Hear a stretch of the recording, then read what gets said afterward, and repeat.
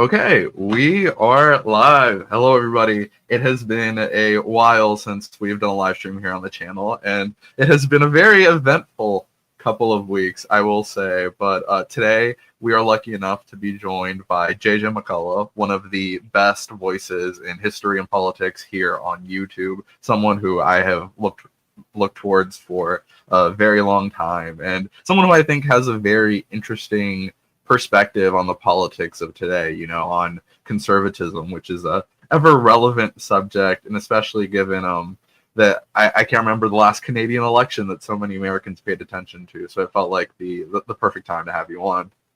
Well, thanks so much for having me. It's great to be back, and the feeling is mutual. I continue to be quite inspired by your incredibly high quality content, I should say. Oh, well, I appreciate that. That means a lot coming from you, because the videos I do here would not exist without what you did first. So Thank you. well, just to get us started, so I wanted to bring you on to talk about conservatism. What does it mean to be a conservative in this day and age and in American context, where while both sides certainly have their populist and institutional flanks, the Democrats have largely become the party of the establishment and protecting our norms and institutions, while the Republicans have been taken over by a sort of anti-establishment flank, a politics of I believe in science versus do your own research, right?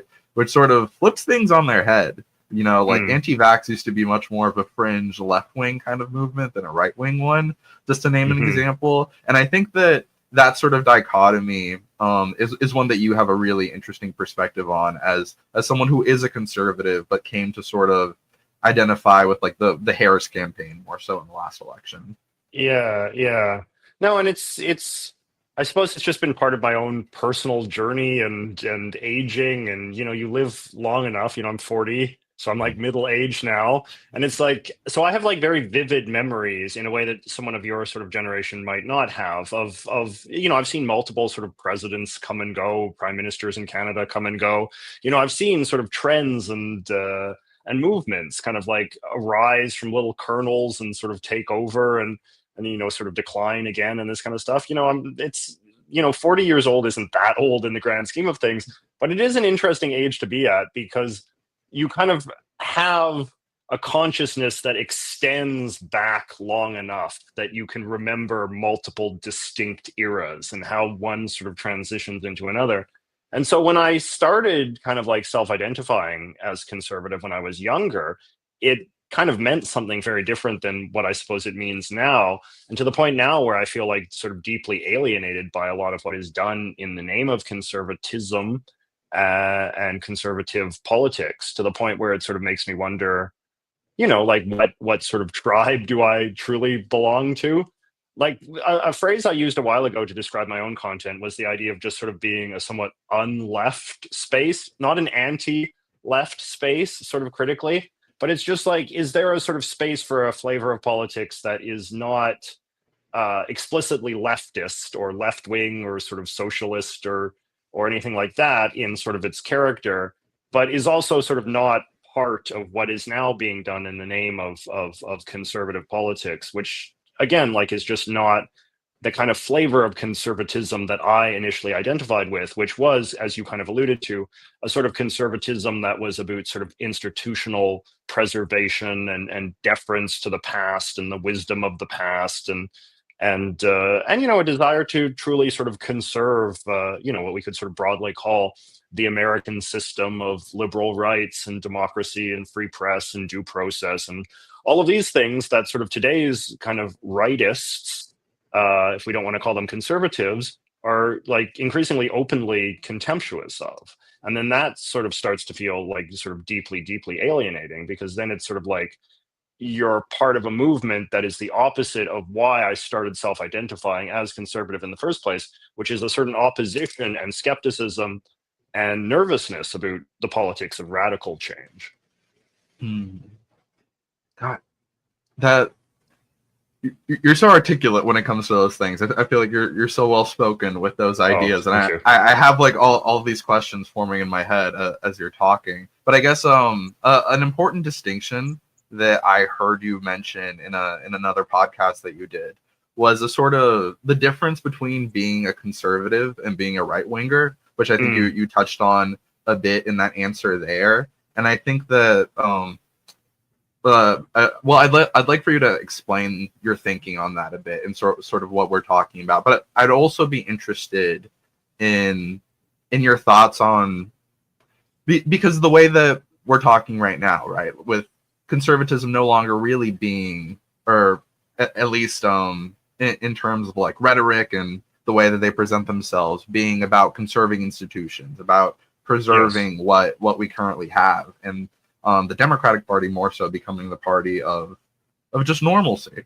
You know, Yes. many people who share my sort of like more left wing politics kind of get upset at the Democratic Party for not being more populist, for not for clinging so much to institutions, right? Like the parliamentarian that was the talk of the town back during Build Back Better and stuff like that. What sort of response would you have, I guess, to those more populist elements of the left, and how that sort of draw makes someone with your politics feel, who's kind of ended up in coalition with them? Yeah, no, it's a good question, and it's definitely sort of something that we all, I think, need to sort of ponder seriously if we do care about institutions and this kind of thing. So what you sort of alluded to is the idea of politics of the right, like right-wing politics, as being distinct from conservative politics and conservative sort of ideas. And I think the same could be true on the left, right? Actually, a lot of sort of lefty types and influencers speak openly about sort of these sorts of divisions, right? You know, like to be, you know, when I was growing up, to be on the left and to be a liberal, these were sort of synonymous kind of terms. If anything, sort of liberal was sort of seen as kind of like a somewhat far leftish kind of term that some people were pretty allergic to. You know, in the 1988 election, you know, George H.W. Bush famously called Michael Dukakis a liberal, a card-carrying liberal, you know, kind of alluding it was sort of this communistic kind of idea. Whereas now, like, you see people on the far left who say, like, I'm a leftist, I hate the liberals are the enemy, and that kind of thing. And I see it as somewhat analogous to kind of, you know, a sort of like right-wing politics that is increasingly contemptuous of conservatism. In that sense, I would sort of see liberalism and conservatism as sort of like the two kind of like healthy manifestations of sort of politics of the center right and center left. You know, I think liberalism in some ways is even a sort of transcendent sort of philosophy, right? Like if we accept that the American system is kind of founded on liberal principles, then ideally everybody should be a liberal of some flavor, right? Like politicians like Eisenhower, who like identified as a conservative, would also sort of say, I'm a liberal, and not sort of see any sort of inherent contradiction in it, right? Whereas what sort of the politics of the right, you know, what right-wing politics, sort of capital R rightist right-wing politics and capital L kind of like leftist politics have in common is that their frustrations with liberalism, I think, is what sort of lends itself to a kind of like more populist, and I would sort of say in many ways even sort of more revolutionary ambition, right? The idea that liberalism has failed because it has failed to deliver the goods. You know, the slowness of liberal procedures, the slowness of liberal democracy, of sort of parliamentary, kind of small p parliamentary democracy, like these sorts of things have failed. They are not yielding the kind of society that we want to see. And thus we can sort of envision a politics that is much more defined by a more naked and unapologetic use of political power in a way that kind of like runs over sort of procedural niceties, parliamentary niceties, you know, sort of due process kind of questions and stuff like that. And that's something that I view as very disturbing for a number of reasons. I mean, not only is it a betrayal of a heritage that I think has led to positive things for us, but you know, it sort of suggests that people are sort of like broadly dissatisfied with that sort of end point of history that we've arrived at, and that's something I don't fully understand. Like, is there suffering in sort of modern on this continent? Yes, absolutely. Like, is there inequality? Are there injustices? Are there, you know, large problems to deal with? Absolutely. But the idea that this moment, that the year 2025 of all times, would be sort of seen as the most natural point for people to start discarding liberalism and instead embrace the kind of more hard-edged politics of either the further left or further right. Like that is something that I really do not fully understand where it comes from. And even like knowing the sort of people that are the most aggressive champions of this kind of harder edged politics, it still doesn't seem to answer the question, because it seems to me as much, even though it sort of is dressed up as this kind of populist thing, it does seem like it is being led by, intellectually, it's being led by a lot of people who seem to be in relatively privileged positions, comfortable positions, materially comfortable positions, whether they're sort of the thought leaders of the far left or the far right. And so in that sense, it is kind of hard to escape the impression that there is an element of sort of decadence to this. Like there's an element of just kind of like idle boredom towards the society that we find ourselves in, the frustration with with liberalism just for its own sake, like that it's just emotionally unsatisfying. It's emotionally unsatisfying to have to endure a politics that is not quite revolutionary or dopaminergic or sort of sensational and wild and cinematic enough. And that I think is too where sort of old kind of conservatism sort of manifests in myself. That's the kind of like the old man kind of like conservatism that is sort of skeptical of I guess the new and the passions of not only young people, but just, sort of people that are inclined towards passionate politics in general. Yeah, I think building off of that question a little bit, because you made a lot of really interesting observations there. I'd be curious to get your perspective on the sort of failures of modern liberalism that might have gotten us to this much of a populist moment. Like during the 1990s, you see because for as much as we're talking about 2025 being this turning point, like, is this where we sort of go into a more right-wing or left-wing direction? It's kind of been slowly brewing for a long time, right? The 1990s, the Republican Party starts going in a pretty different direction under Newt Gingrich. You get the rush of figures like Rush Limbaugh, even like David Duke was running for office. That kind of crankish element of the right that you've discussed, and that's something that's kind of grown over time with the Freedom Caucus as well, like during Obama's administration. Andre, have you been reading the When the Clock Broke? Oh, I read that a couple months ago, and it's kind of it's been adding to my thoughts on conservatism and just the way that sort of changed. I read a fantastic book called Romney: A Reckoning by McKay Coppins.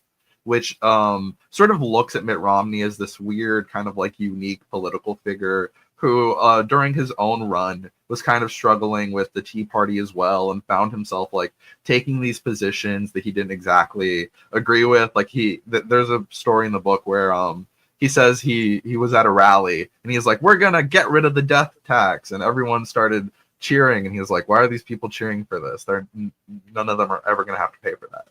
Like this, why is this the thing that gets you? And just that sort of rise of dissatisfaction on the right, but it's also something you see on the left with Occupy Wall Street, or even like Obama is a manifestation of that for as like moderate as he ended up being. And then of course you get Bernie Sanders, who is still a very like increasingly relevant political figure to this day, And I guess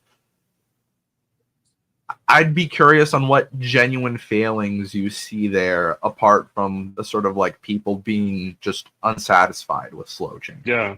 I don't know, because I mean, like, obviously it's just like the answers are unsatisfactory to me, because it's like, yes, there are problems, right? Like, and certainly in the United States, there's problems with the healthcare system, and people are sort of frustrated that maybe they're not making as much money as they want. And, all across this continent, there's cost of living is very high, and, property is hard to own. And, like there's challenges, like I'm not going to deny it. It just seems to me that none of this really rises to the level of the kind of political challenge that justifies the embrace of sort of extremist solutions, or just a deep dissatisfaction with things like liberal democracy and the rest of that. Like it's not obvious to me that we're living in like a 60s style moment of where there's a horrible draft and everyone's being sent to Vietnam, and there's civil rights uprisings because there's segregation, and like we're not in that kind of moment, right? Like it just does not feel, when we look, and you're a scholar of history, like you can sort of look at this stretch of time and when there's been sort of real sort of tension points and stress points, it seems like you can look back at it and you can say, okay, well, that's a very obvious thing. You know, the fight for civil rights is very obvious. Segregation was unsustainable. There was going to be a reckoning at some point. The Vietnam War was a disaster. It was a horrible, monstrous crime and a mistake. And, you know, it was very natural that young people would be very agitated about it, particularly when they were being drafted to fight in it, right? You know, it was similar, like the Great Depression. It's very obvious why that would provoke, you know, FDR and sort of a moment of reckoning as far as that goes. But it's, you know, like 100 years from now, are we going to look at the year 2025 and say things were like that bad for your average middle class American? I mean, people can cite all sorts of stats and figures that suggest that, you know, the middle class is doing pretty well, all things considered. You know, there is inequality, but, you know, it's not, I think, an inequality, you know, that rises to the level of, say, places in South America or sort of other kind of like struggling countries where you have like these monstrous slums, and then there's some people that are so wealthy with, you know, a bunch of servants and this kind of thing. We're not living in that kind of world. We're not living in anything that resembles dystopia or anything on the brink of it. So yeah, like again, like I feel like you always kind of have to sort of be empathetic in a kind of sensitive way, and I am, you know, certainly I'm sensitive to some of the healthcare stuff in particular. I've become more grateful for that living in this country, you know, relative to the US than perhaps I used to be, where I used to sort of think of it in a more kind of abstract way.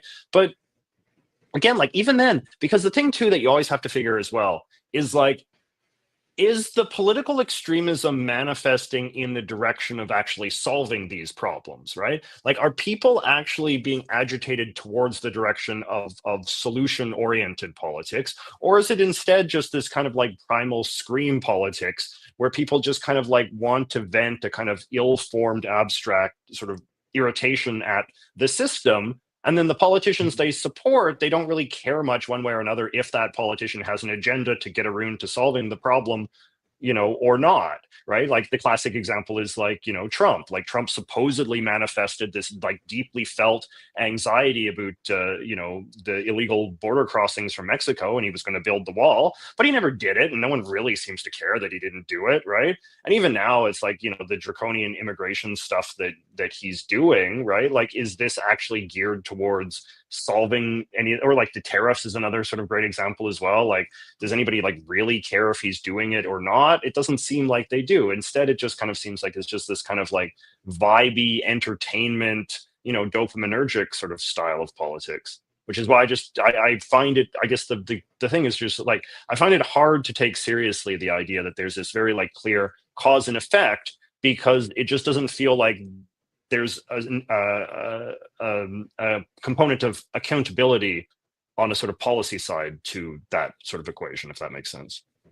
Yeah, I mean, I think, to my understanding, something I've heard repeated constantly in the Trump era, you know, which is the only political era I've ever known, is that people felt like they weren't, the government wasn't delivering on the bread and butter issues. They weren't delivering on economics, and you're never going to be able to get concessions on that because both parties sort of just leave you behind. So what you can fight for instead is on social issues, right? And see, like I would push back though, because it's sort of like, well, what are the economic issues, right? It's like employment is very high, like the unemployment rate is very low, you know, certainly until this recent shenanigans with the tariffs, right? Like GDP growth seemed to be on point, like it was, you know, I mean, it's slower than it was when sort of I was a kid, but, you know, it's not like we're in a prolonged deep recession. The last recession, you know, we got out of and we recovered. You know, COVID we got out of, we recovered. There was inflation, yeah, but wages also increased to keep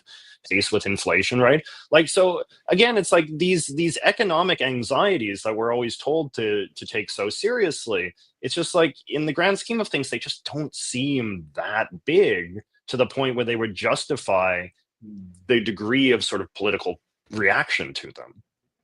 Mm-hmm.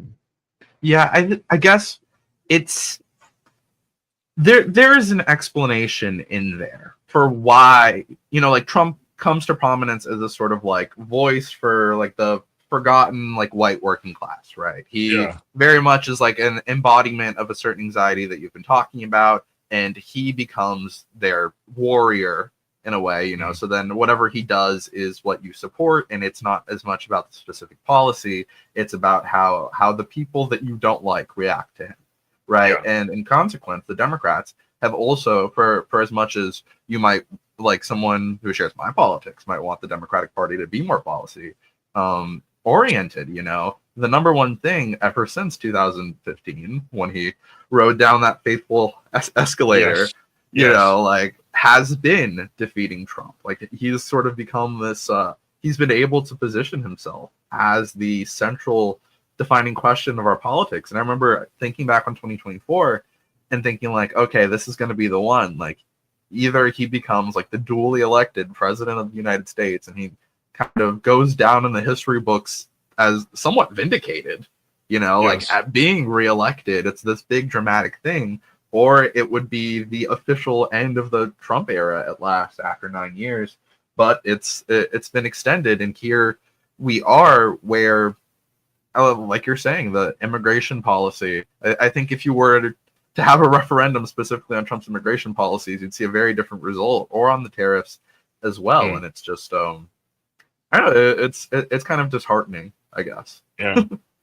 Yeah, no, but I mean, like, there's a performative sort of dimension to it, which just makes it seem so shallow, right? Like, because it's like what I was gonna say, with the immigration thing, like the horrible deportations that we're sort of seeing, these people being deported with no due process and all of that, or students getting seized and stuff because of editorials they wrote or whatever, right? Like that to me sort of suggests that it's like the demand just kind of like greatly exceeds the supply, which suggests that the anxiety was always kind of phony on some level, right? Like if the administration is so desperate to like deport people and to be seen to be deporting people that they're now just deporting like random university students and innocent men to to El Salvador or whatever, like that sort of suggests that, okay, like, so clearly there wasn't this huge backlog of just criminals roaming the streets and killing people left and right the way that Trump suggested. So instead they're just trying to like grab any old random people just so they can get some cheap headlines and credit and pat themselves on the back and share Instagram sort of things that have high numbers, and Christy Nome or whoever's standing beside some prison and giving the thumbs up, right? Like it's just it just feels like it feels inauthentic, like it feels insincere. And again, like as much as we hear about the plight of the white working class and that kind of stuff, like Trump's coalition, as is the Democrat coalition, is still majority middle class, just because there just aren't that many working class people in America at the end of the day. It's something like less than 20% of the country is working class. So, and again, because that's a testament to the fact that America is overall a very wealthy country in which most people are living some form of middle class life. So it's not, again, like we have this like huge vast underclass that has never been sort of given any credit or any time of day or any political say in matters until now. We're not like Peru, where it's like the peasant class is finally uprising to sort of wrestle power from the elite, right? It's something very different. It's something very middle class, very bourgeois, very again, like I come back to the line, very very decadent, right? Like there's just a sense that people want politics to maybe be a little bit more exciting, a little bit more dramatic. And I think that's something that Trump has allowed people to have. He's allowed people to have a politics that can be more openly racist, that can be more openly bigoted, that can be more openly sort of hostile and authoritarian, much more sort of the politics of like, crush your enemies. I don't care what anybody has to say, go after the media, go after the universities, like this kind of stuff that there's always been an appetite for, because there's always been a certain faction of kind of right oriented sort of people who have contempt for these kinds of things that liberalism has allowed to flourish. Liberalism allows a diversity of opinions to exist and people who disagree with you, and liberalism allows outcomes through the judicial system and the political system to occur that you will not agree with. But liberalism sort of taught us to keep those kind of impulses in check, or at least those kind of feelings of dissatisfaction in check. And then what more radical politics comes and tells you is that you don't actually have to keep those feelings in check. You don't actually have to be a member of a sort of polite bourgeois sort of society that has all these norms and decorums and things. You're given a permission structure to indulge in your hatreds and your sort of violent ambitions and your authoritarian fantasies of pure and total victory and a pure sort of crushing of all of the sort of things that liberalism forces you to endure. And I think in some ways, that's kind of like what our politics of the moment is all about, is people getting tired of enduring diversity in all of the ways that it manifests, and instead fantasizing about total victory in which they just don't have to deal with the small discomforts of folks different than yourself. Yeah. So I would push back a little bit on your definition of working class. I think that mm, in my experience, I think that middle class people tend, and you've spoken of a lot about middle class sort of anxiety, right? Of Yeah. dipping below and Yes. trying to Yes. get ahead. And I think that the American middle class is a bit more fragile. And I'd sort of think of the working class and middle class, I guess, as a bit more synonymous Yeah. than what you described. But I think that still there, like during COVID, I think that certainly shocked a lot of people and kind of took away that sense of certainty. And with inflation after the fact, just purchasing power, going down and not really keeping up with wages, not really keeping up with it as much. And I someone in the comments earlier mentioned people being underemployed, even if unemployment isn't necessarily super low. So I do think there is a real anxiety there that we are sort of missing a little bit. I'd be curious for your perspective on that. I don't know. I mean, have wages not kept up with inflation? I was on the impression that they mostly had, that, that wage growth has been, like we haven't had, the so-called stagflation, right? Where economic growth occurs simultaneously with inflation, and thus, sort of people are actually sort of feeling the pain in a much more real way. I mean, I don't, I'm not an economist, so I don't have all of these sort of facts and figures at the top of my head. But it does sometimes feel like, I do sometimes get the impression that people are very committed to a certain narrative of economic suffering and economic decline. And then so they look for numbers that kind of validate that kind of sense of what they feel is happening, rather than, rather than sort of starting with the facts and working backwards from there. Um, Sorry, the sun is a little bit in my eyes. The sun is setting. I'm just gonna switch my computer around this direction. You know, Is that any better? No, that's still pretty bright. Oh well, the sun will set soon it's enough. okay. Well, No, but I get. sorry, go on. Oh no, sorry. You could go ahead. No, what did you want to say? Oh no, I was gonna say just like thinking back to, I guess another sort of time where people felt like they were at crisis, with Yeah, the Great Depression. I think yeah, a frustration that I tend to have a bit with folks that share my politics is the sort of like, I guess the coding of it. Like mm, I think that more left wing politics can struggle with coming across as a bit un-American or yes, unpatriotic. Like I think that it is a genuine work. Like it's a very difficult thing to balance, and it's something I've been trying to do a lot in my work recently. The engaging with sort of American heritage and the folklore and like what we've done as a nation and that identity, and balancing it with the sort of like the crimes of this nation, the mm, sins of our past, like slavery, our treatment of the Native Americans on this continent.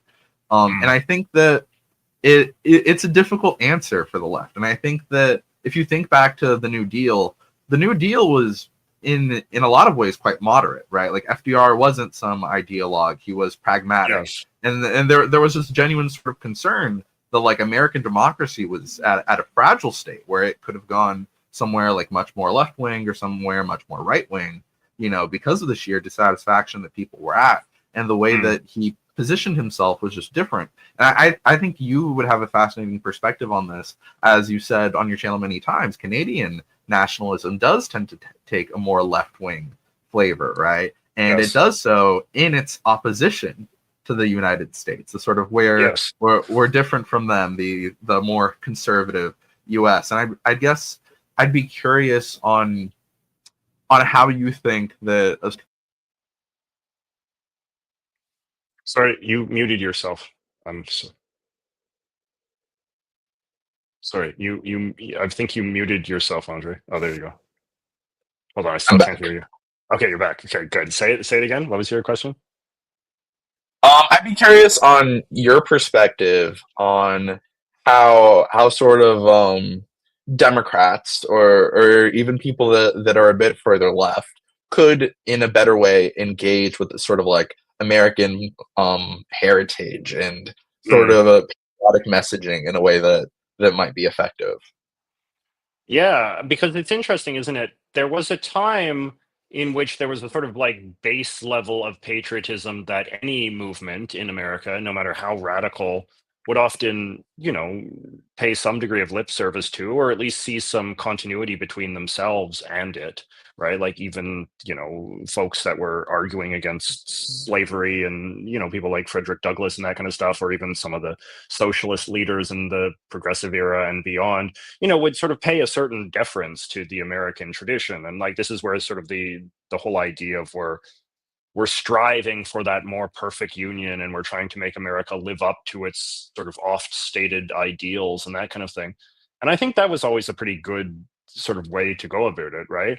Like to just kind of posit the idea that like America had a vision, the founding fathers or whatever had a vision. The Declaration of Independence, the Constitution outlines a sort of ideal in that sense that these things are utopian. And that if there's the kind of like utopian impulse that animates the left, well, you know, you can find that in America, like America as a sort of revolutionary society, America as a country forged by a desire to create something special, the shining city on a hill or whatever, right? Like there's plenty of sort of rhetoric of the utopian in sort of the American tradition, and I think that that has historically been understood. The problem though is that I guess the contemporary left, or like the contemporary sort of like left-wing intelligentsia, has for some reason kind of like created a new narrative in, I don't know, the last few decades or so, where it's like the existence of American failure is somehow seen as being more true and more useful than the aspiration, if that makes sense. So it's sort of like America is not defined by the quest for perfection. America is defined by its failures to live up to its own ambition. And so, in that kind of sense, like you're not kind of defining the American idea by a journey anymore. It's just defined by the bumps along the way. Whereas, sort of traditional rhetoric had sort of framed it, as the idea like, the bumps don't define us, the journey is what define us. And now it's sort of saying like, no, actually those bumps are the truest expression of what the American sort of system is and has always been all about. So, I mean, I think though that at the same time, to sort of answer your question, like I think that the job of the left is getting easier in some ways, the job of sort of the patriotic left, because I do think that you are seeing like a right wing in America that is becoming increasingly sort of unpatriotic and openly so and sort of contemptuous. And when you create sort of like new ideas like Christian nationalism, you're sort of saying that sort of like traditional notions of American nationalism are not sort of sufficient anymore, or white nationalism, right? Like these are ideologies that become replacements for traditional ideas of American nationhood and patriotism and all of that, that are often, born out of a lot of sort of contempt, often openly expressed, for the way that American history has worked and what kind of society America has produced, and thus you get that desire to kind of ratchet it back. And, some factions of the right wing are very extreme in just how far back they want to ratchet it. So I do think like just a kind of healthy left wing American patriotism comes by, I guess, like the two things, right? It's like sort of adhering to an American narrative that is defined by a story of seeking perfection, of seeking a more perfect union, and then also just kind of like acknowledging the degree to which the aspects of modern American society that so anger the right wing are not, they're not like deformities. There's things, they're achievements to be sort of proud of, right? Like they're manifestations of liberal democracy, of diversity, and all this kind of stuff. Like these are things that are worth celebrating. And it's also, they're not things that have happened in spite of America's history or America's sort of promises, which is, I think, what some of the far left people sometimes tend to portray it as, right? Like the idea that because America is a sort of like pluralistic, diverse multicultural society, that in some sense that is sort of something that we've done in spite of the American system trying to prevent such things from happening. It's like, no, maybe those things are actually America done right. Like maybe that is in some ways taking the logic of the Constitution and the founding fathers and all the rest of it to its most modern and logical conclusion. Yeah, I see. I think that's fascinating because I think that it's sort of an extension of a conversation that I end up having with people all the time, and I think that like perhaps you share a bit of this perspective as well as being someone from Canada, but Yeah. I've experienced that just being from outside of the United States. I find like despite having grown up here since I was 3 years old, I find that I do have this sort of like more romantic, more appreciative vision of the country than a lot of the people that I know that did grow up here. That there is a sort of aspect of that distance from it, of that having to fight a bit for your identity there. Like if I'd get frustrated talking about sort of like immigration process or something to somebody, Yes. they'd be like, "Oh man, that sucks! Like this country." We treat our immigrants so badly, and I'd be like, "Oh, you know what? Like, Yeah. you know, it's worth being here. Like I want to be here. Like if it wasn't, then you wouldn't be making an effort to, and that's Yeah. sort of Yeah. just Yeah. an issue that I tend to encounter. And I think just an interesting little tidbit, like jumping off of what you were saying. That I've been working on an Andrew Jackson video, and Oh there yeah. is Arthur Schlesinger Jr., who later worked in the Kennedy administration during the Great Depression in the 1930s. He wrote a biography of Jackson, and he sort of talked about Jackson very much in the context of the 1930s and how FDR was sort of building on Jackson's legacy, right? How Yeah. Jackson was a sort of new dealer of his own day, and how Mm. Roosevelt was keeping on this great tradition of American democracy. And obviously, after the 1960s civil rights movement, you get this really big reevaluation of Jackson from the Democrat side. And today, Jackson is someone who's like very embraced by President Trump, for Yeah. example. Or like I was talking to a sort of acquaintance of mine who I guess watches the channel that I didn't even know watched the channel, and he was like, "FDR, bro, you were way too nice to FDR in your FDR video." And I was like, "Okay, who do you want me who do you want me to be nice to?" And he was like, "Andrew Jackson." It was like a Yeah. really right wing coded guy, like a very Yeah. conservative guy I was talking to, and I was like, "Oh, that's interesting." The sort of way that identity has evolved, and there's that famous story about Biden, right? Like when he's the 2020 nominee, some of his staff members he was going to quote Thomas Jefferson in the speech, and the staff members were like, "Oh, don't do that. It's like Black Lives Matter right now. We're Yes. having a reckoning about that guy." And Biden had a very good instinct to be like, "No, it's Thomas Jefferson. I'm going to quote Yes. Thomas Jefferson." And I've always sort of Yes. drawn a differentiation between figures who contributed a lot to the American project, right? Who do have like very valuable ideas worth celebrating, versus like someone in the Confederacy who explicitly Yeah. fought for the preservation of slavery. And even with Andrew Jackson, like my girlfriend isn't as into history as I am, and I was like, Andrew Jackson like expanded the franchise by a lot. He made it so that every white man could vote, and that comes across as a sort of like very underwhelming thing, right? Yes. But Yeah. it was very politically radical for its day. Jackson very much sort of thought he is like the first populist. He's, if anything, he's that era's version of a celebrity to Mm. become president. And I think that it's interesting how that sort of legacy changes, and it's a strange sort of reflection on that struggle of the left, which it's funny because it's kind of a new left intuition in the way that the new left being like something from the 1960s, right? The kids on college campuses and the being sort of overly academic, and that eventually leads you to the McGovern campaign, which Yes. obviously we know how well that went. And it's just Yes. I don't know. It seems to be the strange bind that we find ourselves in a lot of the Well, time. I guess it's just this weird sort of impulse to reach very sort of tidy conclusions about history, which just by its nature, I think, defies our ability to do that. Like, you just kind of have to be able to make peace with the fact that history is messy and complicated and stuff.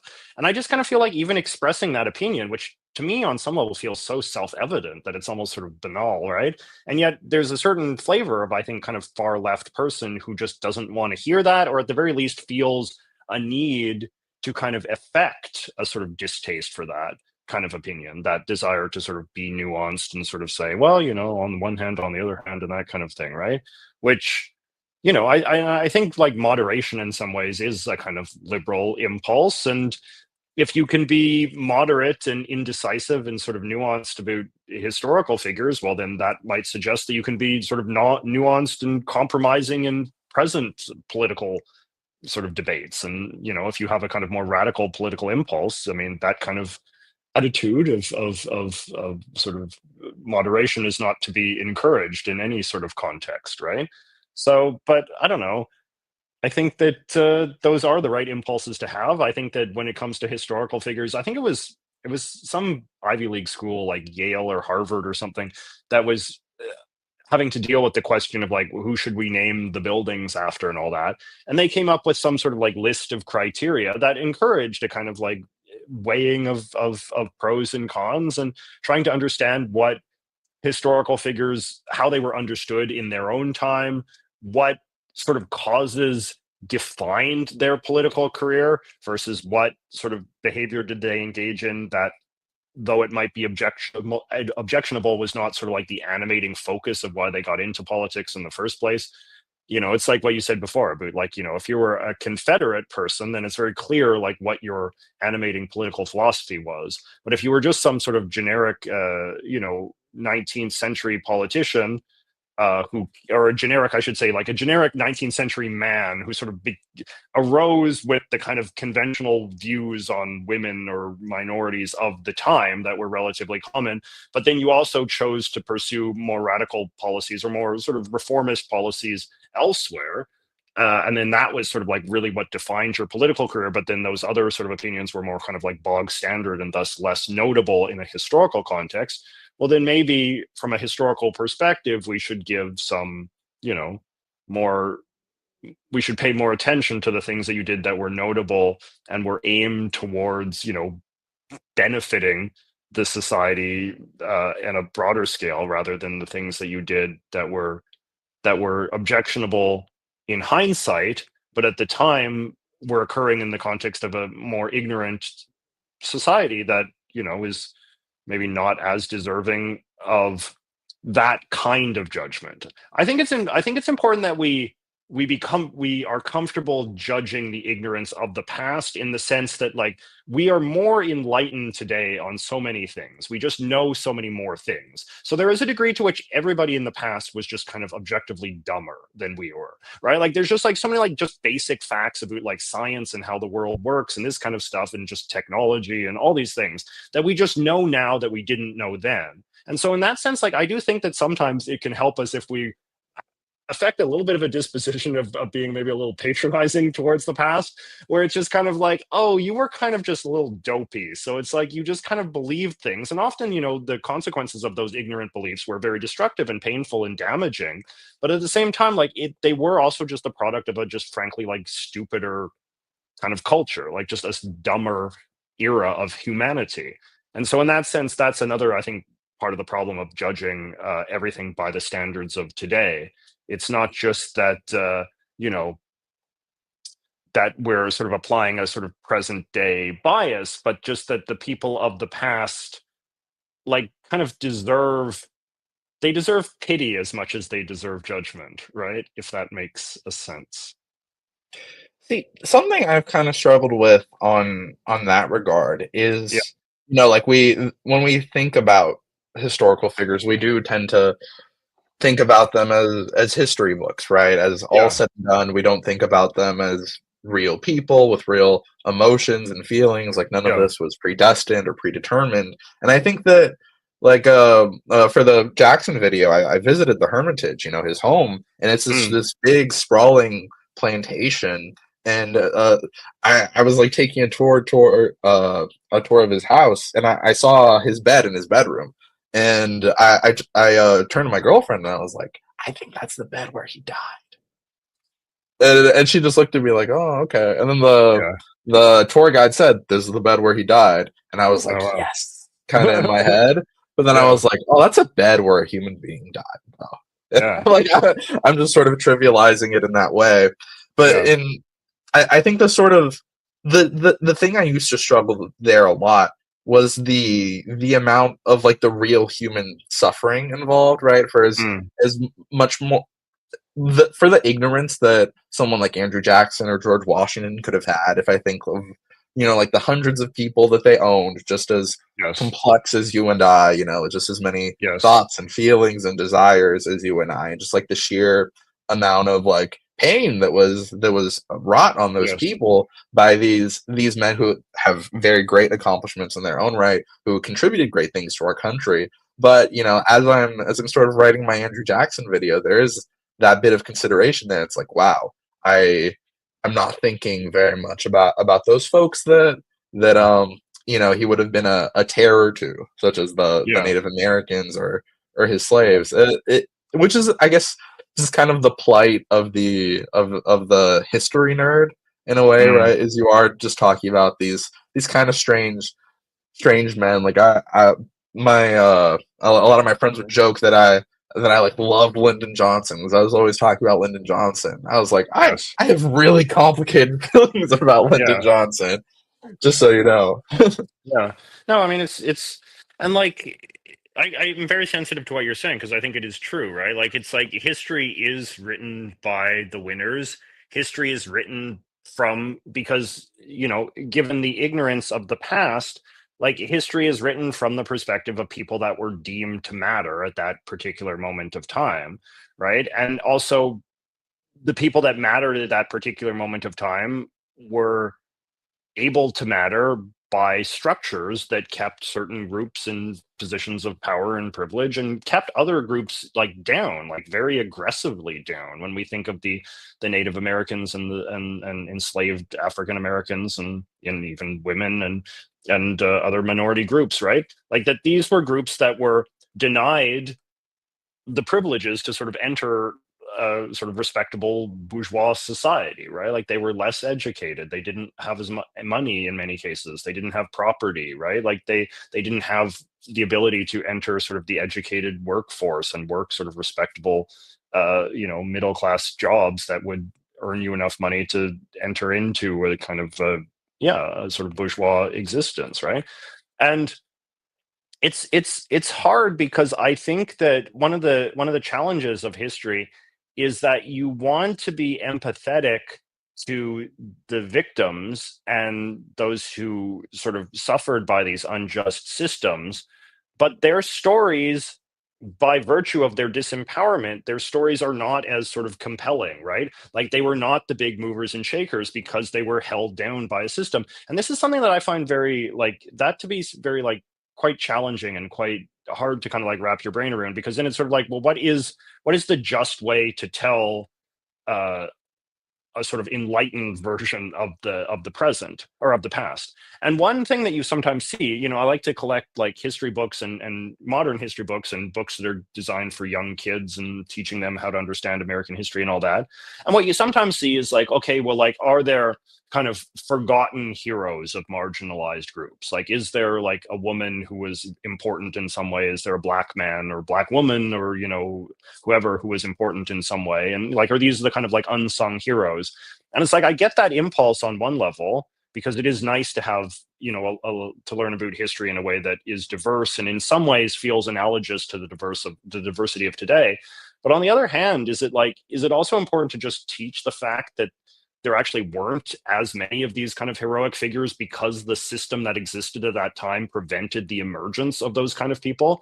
Like maybe there isn't a black or a female equivalent of the founding fathers or whoever. So like, is it more accurate to sort of teach that actually there were like black and women founding fathers too, they were just in different realms of life? Or is it more accurate to sort of teach like, no, those people did not exist, there was no equivalent person to white male X, Y, or Z, and that it's in some ways it's important that we just teach the kind of like the unglamorous honesty of what an unjust sort of social system results in, which is an absence of historic role models or historically sort of inspiring and powerful people, because the system did not want such people to emerge, and it was actually very effective at preventing their emergence.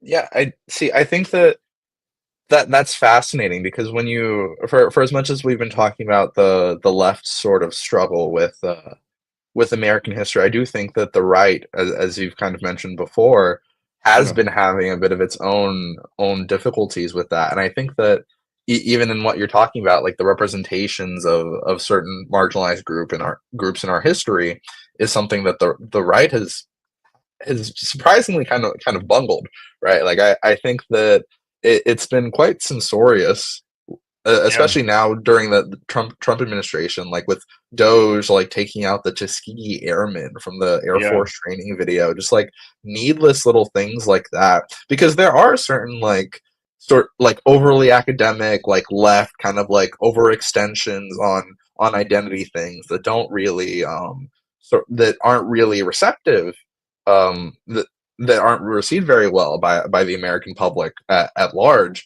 But that sort of overreaction on that to like sort of erase any kind of wrongdoing done by the yeah, United States, I think yeah, yeah, is just as bad, if not probably worse, yeah. than It any is sort of worse. like way to disregard any kind of figures from our past, which Yeah, is very strange. Like today, Marco Rubio had some preposterous sort of tweet like, for 4 years in this country, you did not have free speech and you could be thrown in prison just for sharing your opinions. And I looked at that yeah, and I was like, there's no, I thought it was an old tweet from like years ago, or from yeah, like months ago or something. I was like, there's no way he's tweeting this right now. Like yeah, I don't think speech has ever felt more tenuous in my lifetime in this country yeah, as it does right now. And it's strange to see that being like a right wing phenomenon. yeah, yeah. No, yeah, it is.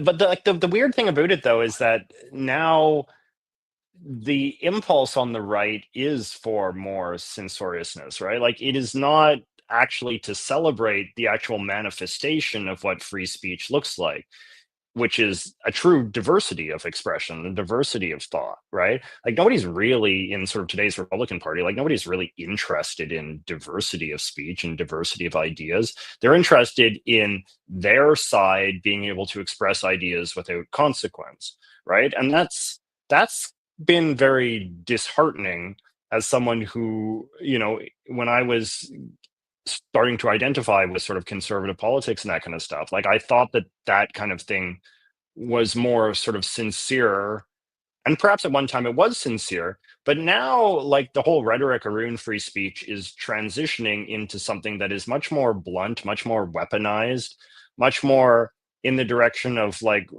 free what is that old saying, like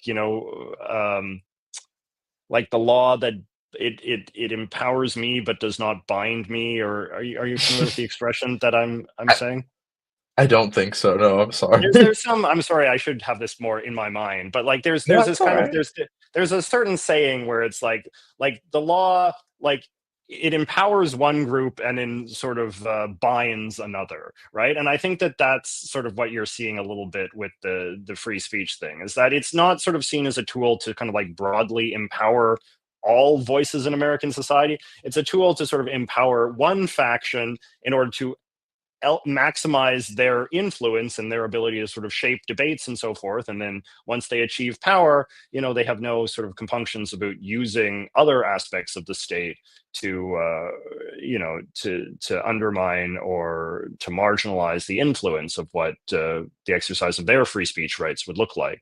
And you see that in, just today there was the big headline about them taking away what Harvard's tax exempt status because they have too many woke professors or whatever, right? Like it's this is again, like this is like a kind of post-liberal rightist politics, right, where it's defined by the obtaining and use of power to crush those who are deemed sort of unfit and undeserving of, sort of full status in this kind of like properly ordered American sort of society that they envision, right? And that was, I think, another sort of thing that I was talking about with that other podcast in terms of the difference between sort of right and sort of conservative politics, is that right wing politics, a big part of that is always the desire to sort of build a very clearly hierarchical society. And that whatever can be used to get into a position where you can help sort of affirm and build and enforce that hierarchy is useful, and anything that undermines that is not. So in that sense, free speech for a certain kind of like reactionary faction of society is useful because it helps build the hierarchy. Free speech for, people outside of that political project is not useful because it undermines the hierarchy. Yeah, man, I think that's I think there's a really interesting sort of argument there about like right wing attitudes towards hierarchy and the way that that's evolved. And I think that something else I heard you say before was the sort of idea of the right becoming more transactional, right? Of distancing itself from America as an idea. Like Yeah, I know you saw the Stephen Miller thing where someone was yeah, like, "What about the Emma Lazarus poem on the Statue of Liberty?" And he was like, "Oh, should we let the Statue of Liberty dictate U.S. policy?" Right?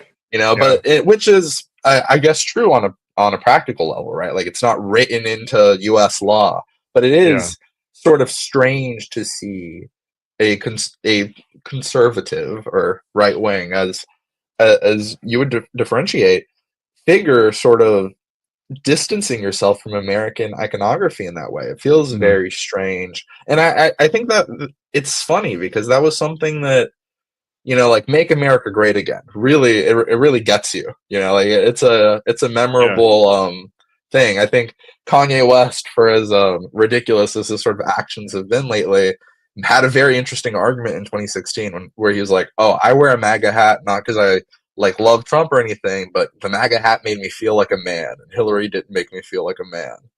And yes, it is sort of interesting, right? Because if you ask anyone what like Harris or Biden or Clinton's slogans were, they can't tell you, right? They yeah, might be able to tell you Obama's, but like everybody knows "Make America Great Again." yes, So that sort of separation and making America more transactional, more isolationist. You have JD Vance going to Europe, telling them that their free speech isn't good enough, and they got to handle yes, their own problems and fund their own militaries. It does kind of get away from this sort of American hegemonic moment, which feels at odds with what they're doing, and that's kind of why the tariffs are so confusing, because it doesn't feel like a way to reassert U.S. dominance over China. It feels like a way of it feels like us not getting involved in the French Revolution. Like right after ours. yeah. It's very strange. Yeah, and because there's just so many like inherent contradictions in the whole movement, which I don't know, it's just, I suppose, a reflection of just kind of the unseriousness of a lot of these people, because you kind of have like some people who fancy themselves intellectual types, like Vance, and I guess Miller probably does on some level, and then, but then you just kind of got like just a lot of just kind of like dopey, kind of like reactionary type people like Hegseth and Trump himself, and a lot of these other sort of cranks in the administration, and then like and then you've got like the people that think like just have wildly different theories of what they think "Make America Great Again" means, that can contradict from one day to another, right? So it's like, are we, like, the one that always strikes me is like, is this, like, are we interested in nationalism as a kind of like broad idea, right? That is a sort of universally applicable. Like in Trump's first term, he once gave a speech in Poland that I think was written by Steve Bannon or one of that crowd, which is and like Steve Bannon is very into the idea of nationalism as a kind of like universal ideal. And then so this speech in Poland, he's kind of like, just as America is for America, like Poland is for Poles and France is for French and, England is for the English. And like this kind of thing, like sort of trying to come up with a sort of like universalist kind of theory of the case, where it's like, that's why we'll support Marine Le Pen in France and Brexit, and because it's all sort of part of a kind of like nationalistic philosophy where we want sort of like strong, empowered nations that are looking after their own interests in that. And that's, I guess, fine, whatever, as far as that goes. But then, he does the tariffs, which are like very vindictive and harsh and punishing to other countries. Then he starts sort of musing about, annexing Greenland and like picking fights with a NATO member, annexing my country, Canada, and this kind of stuff, which is just kind of like, okay, well then, and you're not really respecting sovereignty at that point. Like you're sort of suggesting that America, kind of has a right to, in fact, boss the world around, which is something that I thought that this kind of like nationalistic, every country defending its sort of integrity was supposed to be the opposite of. Like I thought that it was sort of like the Bush kind of like invade the world idea that we were supposed to be getting away from. But instead, like Trump actually is proposing that we invade the world now. So it's just confused. Like it's just not a serious movement. It's just too guided by impulse, by I don't know, by I guess by just sort of like a shallow reactive kind of sentiment where it's just like you just kind of instinctively feel some things are wrong and bad, and then you just are guided by those feelings from day to day, and you don't really care if those individual feelings, when you put them all together at once, if they really add up to something, or if you assemble a team of people that are just kind of like all broadly pissed off in different directions, and you somehow assume that because emotionally we're all kind of vaguely in the same mind space, that will somehow make a team that works at the level of pursuing coherent public policy. It's like we can, I mean, some of the pundits that I've listened to that I always enjoy the most are the ones that just kind of say, like, we can kind of overread this stuff. Like there is a lot of just sort of stupidity at its core. There is a lot of ignorance and emotionalism at its core, and that for all of sort of like the conservative intellectuals who have been stroking their chins over the last decade, trying to like make sense of, well, what is Trumpism and what does this say about the modern American state, right? Like that those people, I think, are some of the biggest fools of all, I'm sorry to say, and some of their analysis is the most useless, because every time you try to give Trump and Trumpism and his team and his supposed policies the benefit of the doubt, you're quickly, you're wrestling with a shadow, right? Like it is nothing. There is nothing deeper to it, and that's why it's so terrifying, because I do think it feels like unique in American history to have a government sort of led by people that are this kind of just untethered and ill-informed and ignorant and compulsive and reactionary. Yeah, I think that the idea of the Trump administration as a kind of incoherent blob, Yeah. of vibes and feelings, I think that it's interesting because if you look at the first administration, right, like Trump comes into office with like some very like neoconservative people in his cabinet, Yeah. a lot of like establishment Republican people, a lot like you have Steve Bannon on one side, and you have someone like Jeff Sessions was Attorney General, and that led to Yes. like that ended up about as well as it could have, right? Like you got Mike Pence, Mike Pompeo, just different figures that are kind of tethering Trump to the ground a bit more. Now, for as incoherent as it still is, it does feel a lot more out there. Like it does feel a lot further removed from any sort of like establishment Republican politics that Yeah. might have been here before Trump, right? Like the Yes. establishment tried to outlast him, but right now, for however many disagreements we can hear that senators have behind closed doors with him, Yeah. in the papers, it's not something that's really coming out right now.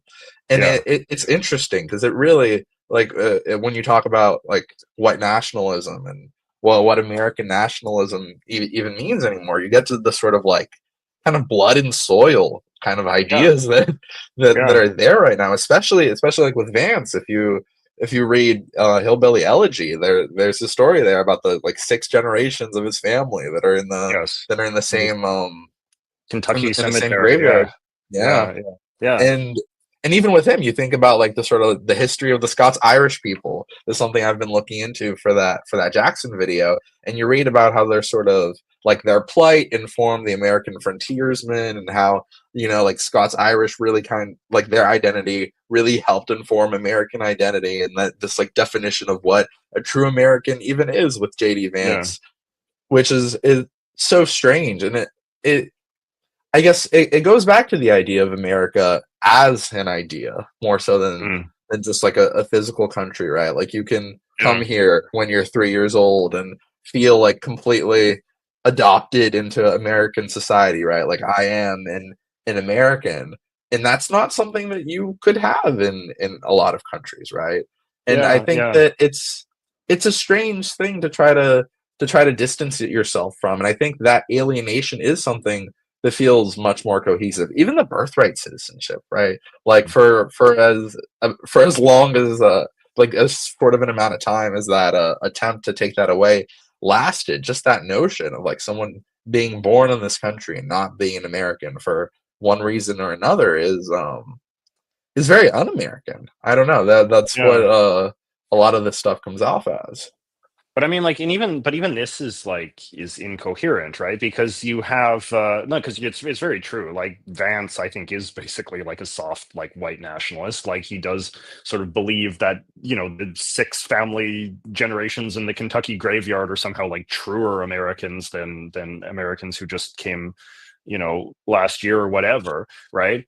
And he has been like very sort of explicit about saying that. I think I brought this up in the other podcast, right? Like to me, he had a very sort of like revealing exchange in an interview where the interviewer was mentioning how America is sort of like a country of immigrants, and he was sort of like pushing back against that. And he said, well, there are immigrants in America, but like we also are a nation of like colonizers, of settlers, right? Which is kind of like a white nationalist talking point, which is the idea like like Americans were like true Americans were not immigrants. Like, yeah, we came from somewhere else, but like we built this country and made it in our own image. And we, have been the sort of the right sort of white people have been here for so many generations that they've sort of been fully sort of subsumed into the American identity and thus have a right to kind of be on the top of the pyramid forever. But then at the same time, like as much as Vance believes that, you do have decidedly non-heritage Americans like Ravi Patel or Tulsi, or not Ravi Patel, Kash Patel, or Tulsi Gabbard, like people that are the children of immigrants from, Even non-white. even Usha Vance. Yeah, even his own wife, right? And like so like he's part of a blended family, and his children have Indian names, I believe, right? So like he's not even consistent in his own sort of realm, right? And it's like, and you see this a lot. It's like everybody's always willing to make sort of concessions and compromises and special carve outs because they must realize on some level that this is not it's just not sustainable. Like it's just not a workable vision in 2025 America. Like you just cannot have like this kind of utopian white ethno Christian theocratic state or whatever it is that they might profess to want on their message boards or whatever when nobody's looking, right? It's like you have to be able to sort of work with the America that currently exists, and just like at some point these sort of pragmatic compromises just they define the reality. Like you do have Kash Patel as head of the FBI. Like you're ultimately judging him by a different standard, right? Like you're being hypocritical. And then so it's like, well, then how seriously do I take this vision? Like what are you doing to actually pursue it? Or is it just kind of like a LARP? Is it just a pretext to allow you to be, more bigoted or prejudiced or hateful or whatever? I don't know. It's weird because it's like the sort of there's always a temptation, and I think it's a justifiable one, to treat kind of like right-wing extremists as very sort of scary. And I think that's fine. Like they are scary in many ways.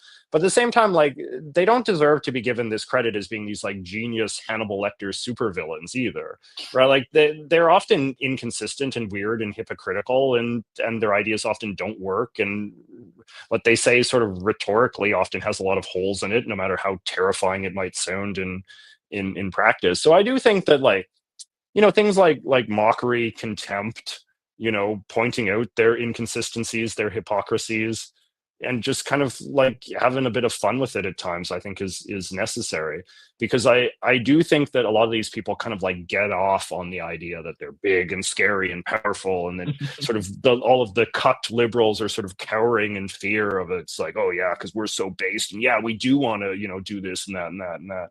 And then it's kind of you have to just be a little bit willing to to say like, no, like you're kind of, you're coming off as a moron, like your ideas are dumb and don't work, and they are anti-American and they are against the tradition, and you don't know what you're talking about, and you're ignorant, and you're not, you're not cool and based and intimidating. You're just kind of a strange, sad little man. That's why the great line from Governor Walz about the weirdos was such a powerful one, why that resonated with people, and why I think that, yeah, in retrospect, it was the one of the big mistakes of the campaign that they didn't dig into that harder and stronger, right? Because in the same way that the right wingers, the MAGA crew, have clearly gotten a lot of mileage out of exposing the weirdness of the far left, right?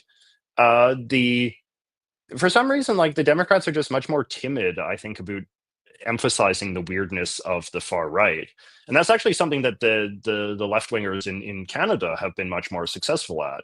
The In America, I once heard a good line where it was sort of like, the Democrats are somehow accountable for like an Australian skincare ad that people see on Twitter and get pissed off at, but the Republican Party is not accountable for the Republican Party's like stated election platform, right?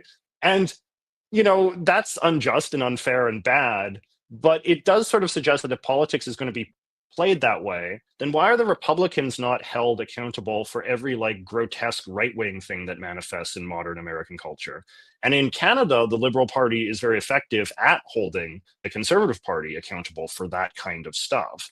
And so I think there is this is not the highest minded politics in the world, but it does sort of suggest that there's a path to go down, because a lot of Americans, I think, are kind of like repulsed by right wing extremism and some of the kind of like more bizarre and grotesque manifestations of it. But for some reason, I think because the Democrats have really sort of internalized this idea that's like, oh, heaven forfend we look down our noses at the forgotten man or whatever, that they're less judgmental of some of like, the kind of more extreme and frankly like kind of like hickish elements of sort of a Republican world. But I think it's a path that they would be wise to embrace a little bit more.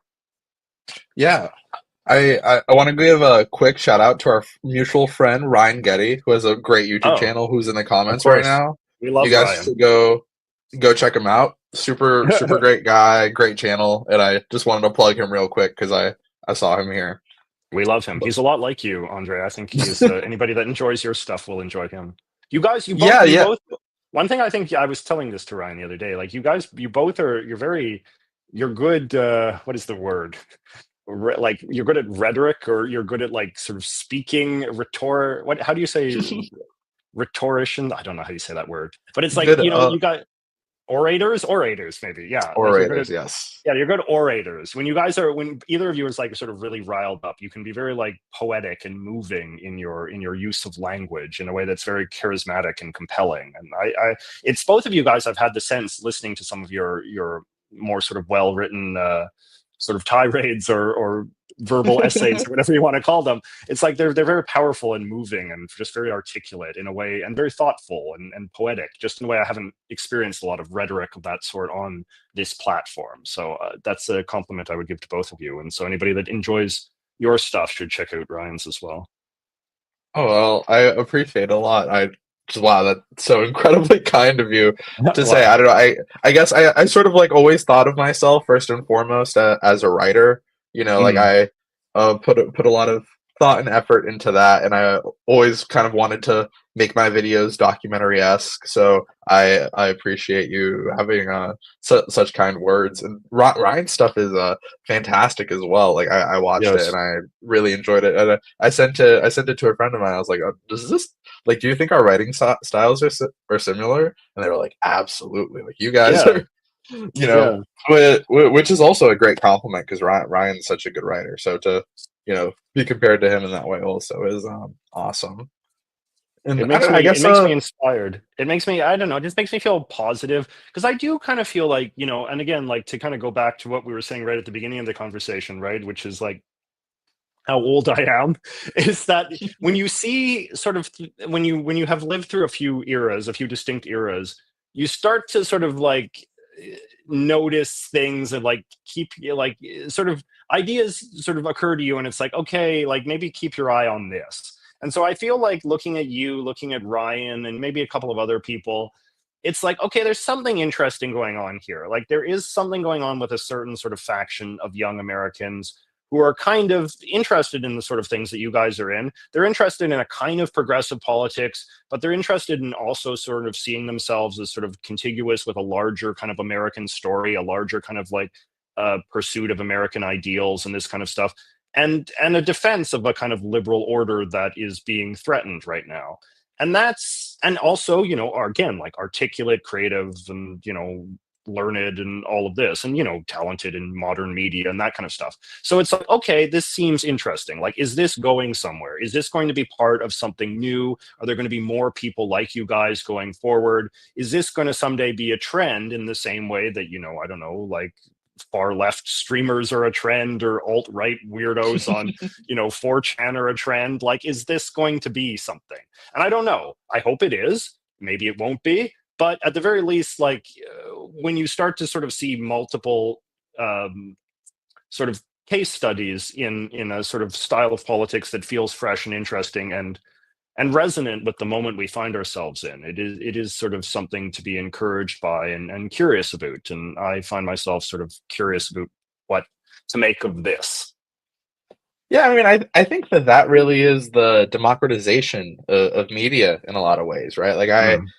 I hope Ryan doesn't mind me saying, but like, I was talking to him and he was telling me how, like, in, you know, the videos that he makes would really be like written, would be like Yeah. articles, essays, blog posts, you know, and that he's saying them on YouTube to get them out to a wider audience that wouldn't see, like, be looking at something as niche, you know. And I think that's such a valuable thing for him to do, because that sort of level of analysis that he doesn't really come across to your like average media consumer as much as it would Yes. on a YouTube channel, or even like what I did. Like, I originally wanted to be a film director, and I Mhm. like that was something I very much want to do with YouTube, was sort of bringing like cinematic storytelling to it in a way, you know. Like, I was always a very character driven person, and I felt like, for as much as like I enjoyed videos by like tons of YouTubers that I liked and respected, I wasn't getting the sort of like in-depth like character analysis that I personally would have liked to see. And I found that in biographies. I know the biographies aren't super accessible to everybody,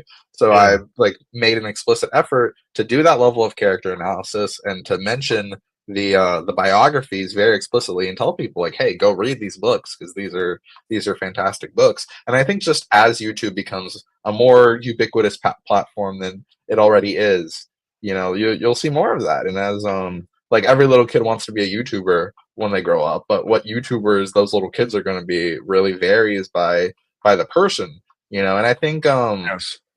I guess for myself, it's kind of funny because it's like something that's been pointed out to me. Just like, most people that talk about American history on YouTube are white guys, Yeah. right? Like, which, like, there's nothing wrong with it. It just tends to be like the kind of like person that gravitates towards it. And I do think that sort of does change. I'm not sure how exactly, but it does change a bit of the way that I make my videos, right? The perspective that I have, even if it is like sort of being more appreciative of the United States as like a bit of an outsider in a way, which I always thought, I don't know, it was something I kind of never thought about too explicitly when it comes to myself, but it was something that's been pointed out to me as well, and something that Mhm. I guess I've just been thinking about a bit more as immigration has become a much Yeah. more prevalent issue in recent times. I don't know. Do you know Jamel Bowie? Oh, I think, did I see? I might have seen him with Mr. Beat. I think. I mean, Maybe, I don't know. It's possible. He's a writer for the New York Times. He's very good. He's black and he's you know, progressive.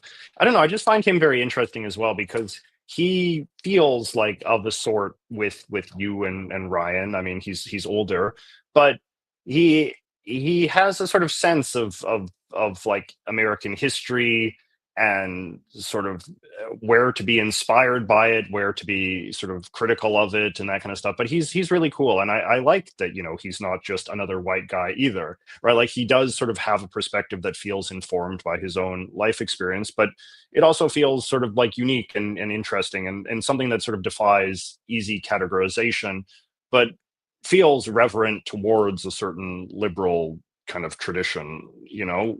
So I don't know, like I said, like there are examples to sort of see, and that there are sort of like people that you can kind of like group into identifiable sort of categories. He's making a lot of videos on YouTube now. That's why I brought it up. He seems to be sort of drifting into the YouTuber category, which is always kind of something that's cool to see as well. You know, people that have been, you know, on the printed page are now sort of savvy enough to understand. Yeah, I guess me as well. I mean, I did television as well for a long time too. So I don't know. It's interesting to think that a lot of people who in a previous generation would be satisfied with being columnists or, you know, bloggers or whatever are now kind of getting more into this and realizing that using the kind of the audio visual medium is a sort of necessary part of being a sort of politically engaged and informed I don't know, public intellectual or whatever you want to call it.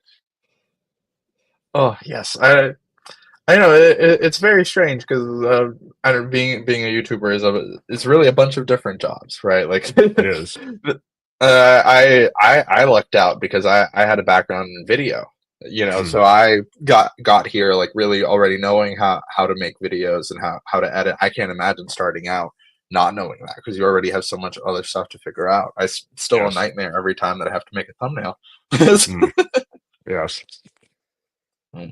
I guess going back a bit to the conversation we were having, you touched on a couple things in your last answer that I wanted to Yes. expand upon. I thought it Okay. was fascinating that you mentioned the sort of like Wall's weird attacks Yes. that kind of got him onto that vice presidential slot because Yes. that it seems like there was a pivot from that sort of like early energy of the campaign to like what it turned into in the last couple weeks and months, right? Like the what's kind Yes. of been dubbed the Liz Cheney strategy, you know, trying to Yeah. appeal to that sort of like democracy voter, right? Like the white moderate. Yes. And Yes.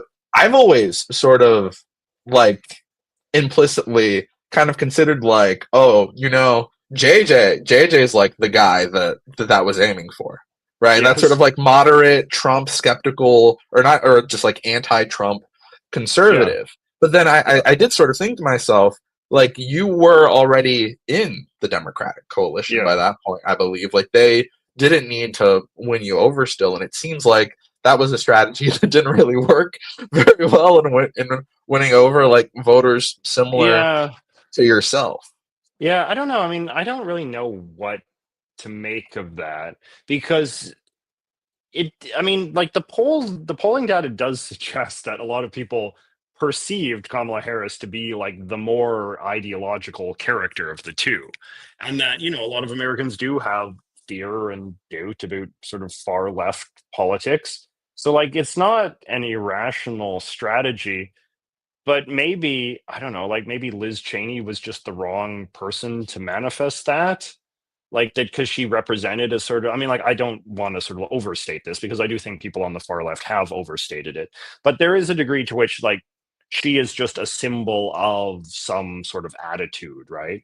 Like what you're describing, like going after kind of I don't know, like dissident Republican kind of establishmenty people who, despite their sort of pedigree of conservative politics, have realized kind of like the stakes of the time and have now sort of defected to the Democrat camp, right? And it's like, yeah, those people were probably they're an important part of the coalition, but by the time of Trump's sort of running for his second term, they were basically already gotten. And then so it's like there's a different flavor of sort of person who is open-minded to migrating from the Republicans to the Democrats who clearly were not gotten. But those kind of people, like maybe they manifest in a different way. Like maybe their culture is different. Maybe we need a different sort of stereotype to associate with them as opposed to just, you know, literal Republican politician who has sort of seen the light.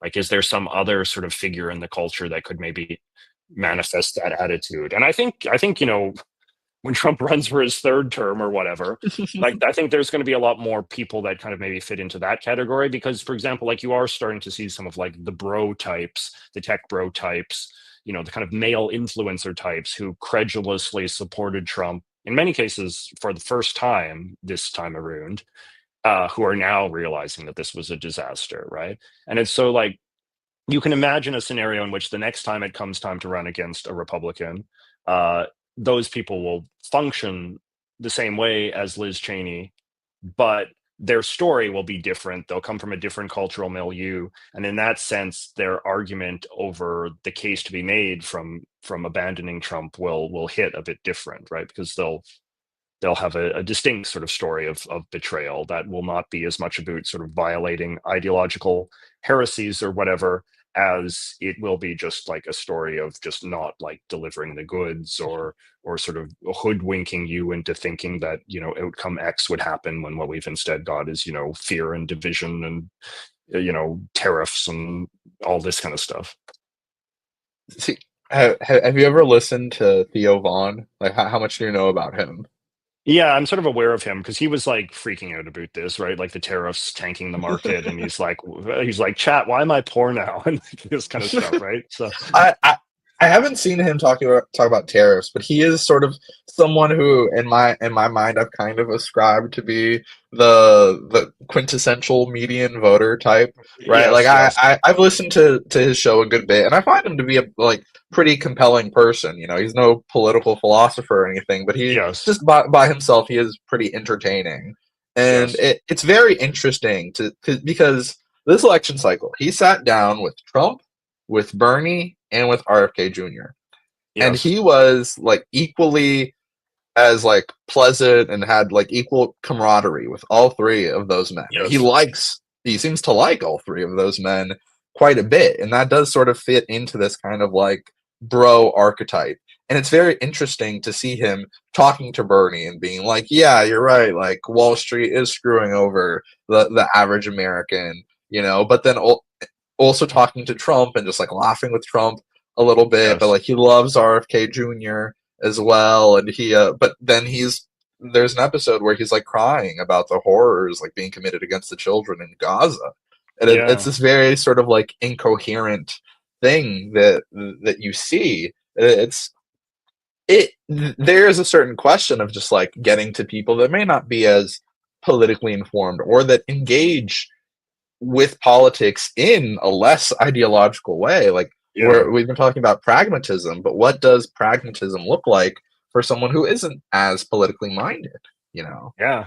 I don't know. I mean, like that's a big question, right? Because we do know that one of the biggest indicators of voting for Trump was like how little news you consumed, right?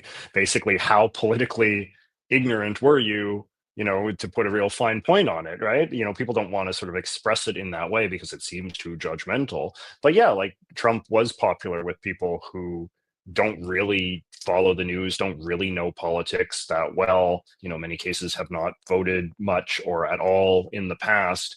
And so in some sense, like they don't really know like what kind of like correct opinion is supposed to be like, and these are the sort of people that would sort of say, well, I have some opinions from the right and some opinions from the left, and why doesn't everybody do that? Like to them, like the right and left don't seem like defensible, coherent, rational things. It just seems like, well, why would some people just always have to be this way and some people always have to be that way? Why don't you just pick and choose, right? And so that's why they wind up with incoherent opinions, because they don't understand the degree to which, right and left exist, because they operate from sort of first principles that logically flow into, minute policy differences and all of that. But yeah, but then the point is like, okay, if these people just kind of like don't really understand politics in the sort of the correct way or have incoherent views, how can you, if you are a more like educated and informed political figure, how can you seek to appeal to them? Right? In some ways, like that was Trump's superpower, was because Trump did have a kind of like weird mix of opinions. He was conspiratorial and ignorant and stuff, and there is clearly an appetite for that because that seems authentic. Whereas if you actually know what the hell you're talking about, well, that makes you seem like you're a pompous know-it-all, and we don't like that. So I don't know. And you can't like dumb it down either, because that doesn't come off as authentic, because people can tell that you're a phony and you're faking it, right? Tim Walz can wear his, trucker hat or whatever. But if he still talks like, a high school teacher or whatever it was that he was, right? Like people can sort of see through it. So I don't know. It's like a true left-wing populist. Like such a thing could exist. I have no doubt about it. But that person, in some ways, like a left-wing Trump, would probably be ignorant in the way that Trump is ignorant, right? It would probably be a celebrity. It would probably be someone who goes around like, I don't know, like making fun of Christians and like calling Southerners like dumb inbred hicks, or like they would use like this kind of like language that would be very painful and prejudiced, but it would also sort of like satisfy a certain kind of like left-wing id that exists in some corners of the US, right? Now, the question is whether or not there is a sort of like critical mass for that kind of approach to politics, the way that there's a critical mass for the kind of reactionary, ignorant politics that Trump manifests, that has a natural appeal on the right. Like, is there an appeal for a kind of like left-wing version of that is ignorant and judgmental and prejudiced and sort of rhetorically kind of extreme? I don't know, but we've never really sort of seen that theory of the case tested. Instead, what we see is we just think of like a left-wing populist is like someone like AOC, who is like intelligent but like very orthodox in her like sort of leftist kind of principles, which is not, again, like that's not a one-to-one equivalent as what Trump is. Maybe that's a one-to-one equivalent of what like say JD Vance is, but Trump's sort of just dopiness and sort of disinterest in thinking and being informed or educated and forming a politics out of any sort of knowledge beyond self-interest, that is something that I think the left has not really been able to produce in American politics. And, in that sense, it's something that they should be proud of, but it also means that, I suppose this is a strategic opportunity that has sort of gone unpursued.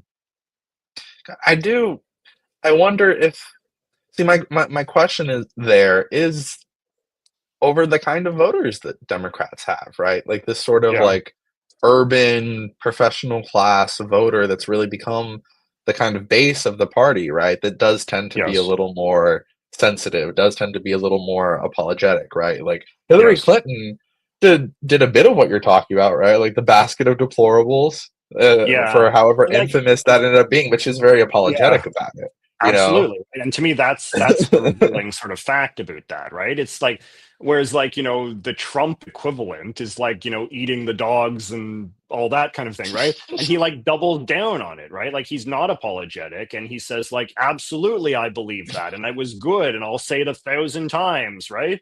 Whereas like the Democrats, yeah, whenever they get slightly like a little un-PC or slightly insensitive, right? The instinct is to apologize. And I think like again, like that's not a bad impulse, right? Like it's good that you have some sort of empathy even for your political enemies.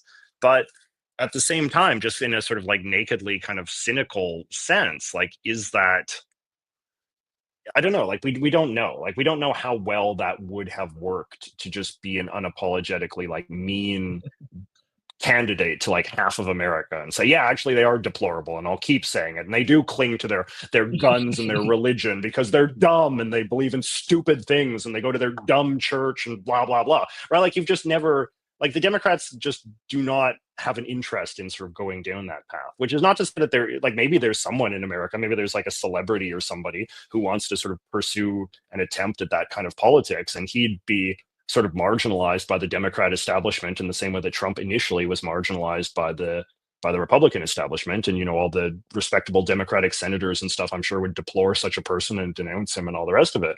But could such a person kind of break through the sort of the guardrails of decorum that the Democrats have, the way that Trump did with those on the Republican side? We don't know. Like we just don't know. See, that's so fascinating. I think the most analogous person to that I could think of was when Matthew McConaughey was kind of flirting with running for governor of Yes. Texas. I think Yeah. that's probably the best chance that Democrats had at winning the Texas governorship, and he decided Mm. against it. But even then, he was really coming at it from a place of empathy, like from a place of Yes. trying to be like this third way, kind of like above politics thing, not so much like alienating Trump voters in Yeah. that That's way. and But he that's was. and some of that comes from a just kind of like a sort of like left wing sort of political impulse, right? Which is like this idea that like all politics is ultimately rooted in a kind of theory of economic malaise and displacement and disempowerment, and in sort of like reactionary politics only ever kind of like manifests as a symptom of some larger cause, right? And it's like Republicans don't really concede that when it comes to like people that are on sort of embracing left-wing politics. It's just like, no, these are just kind of like objectively bad people. They're just like childless cat ladies. They like there's something broken about them, and there's really sort of like no sort of hope of recovery, right? And it's just I don't know, it's just a very different approach to politics, and maybe it's just kind of like rooted in personality differences or just a difference in sort of like core philosophy. But I don't know. I don't know, but it's just something that's interesting to me because in politics we always want analogies, right? Like we always want one-to-one analogies. For everything that exists on the right, there has to be something equivalent that exists on the left, right? And the media loves this as well. It's the famous both sides-ism, right? Like that in order to sort of feel like objective and fair, you have to be able to concede, that there's problems on both sides. And there might be problems on both sides, but it's I think it can be a bit of a fallacy to assume that those problems on both sides will always manifest in a kind of like one-to-one equivalent way. That's sort of like the radicalism of the left will always be the same as the radicalism of the right. If there's ignorance on the left, it will be parallel to the ignorance on the right, right? Like you sometimes hear this kind of thing where it's like, well, the Republicans hate science, but the some people on the left have problems with science too, right? Like it's like, well, maybe they don't really, like maybe that's just not their problem. Like maybe their problem is something else. Like maybe it has very little to do with science one way or another. Maybe their biggest problem is, I don't know, is some other issue where they're too snobby or something. I don't know, right?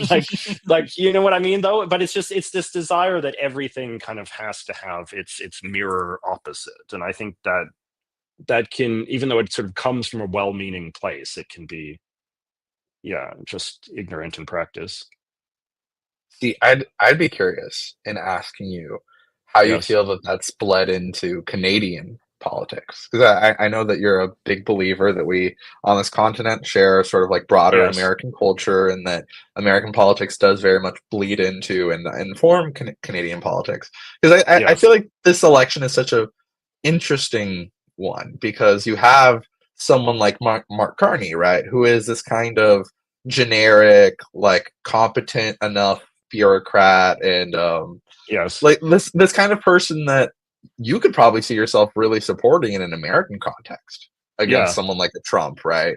Yeah. And you have the Canadian conservatives that have, to an extent, kind of like adopted a bit of that populist right kind of like Yeah. energy that's coming from the United States, right? You have Pierre like tweeting about le wokeism in French, for as for as Yes. like Yes. funny for as funny as that comes across. And I guess I'd be curious on getting your perspective on how much Pierre has sort of like embraced the kind of like Trumpy conservatism, because he's always come off to me very much kind of like Ben Shapiro. He's Yeah. always sort Yeah. of reminded me of him, both in like his debating style and in what his politics seem to be, but also Yes. like just I'm very curious on how those dynamics have affected it, and how that makes you like sort of consider your own political alignment.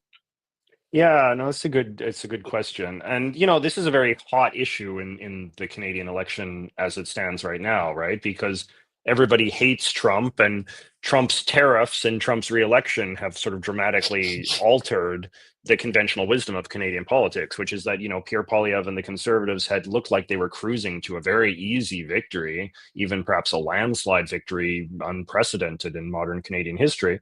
But now, because Trump has gotten back in, and he's imposed the tariffs, like that has made U.S.-Canada relations just a very front of mind issue, because of course we have to get this tariff situation resolved one way or another, and thus the prime minister will have to talk to Trump and deal with him in some way. But then B, it's also just kind of made people more critical of a sort of Trumpy style of politics, and you always hear that, like, this has been bad news for Pierre, because like he now has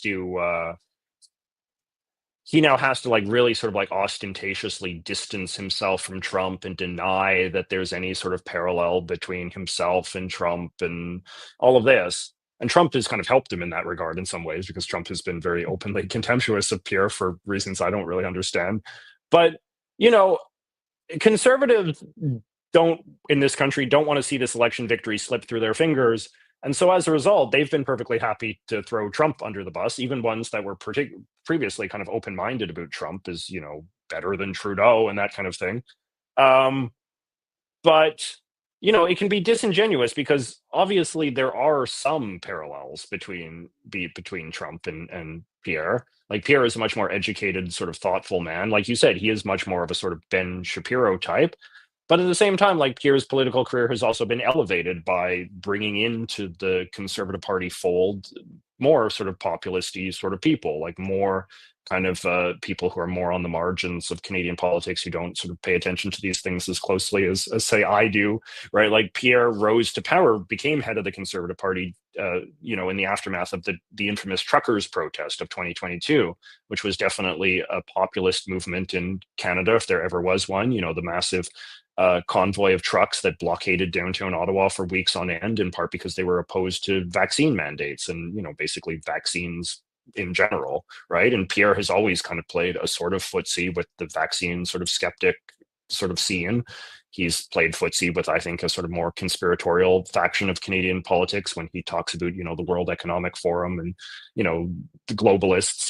He's very much of sort of the flavor of conservative that has a lot of, deep distrust for institutional authority in any form. I think the case is stronger to be made against those kinds of things in a Canadian context than it is in a US context, just because I think the quality of Canadian institutions, just by virtue of this being a smaller, less important country, is lower, right?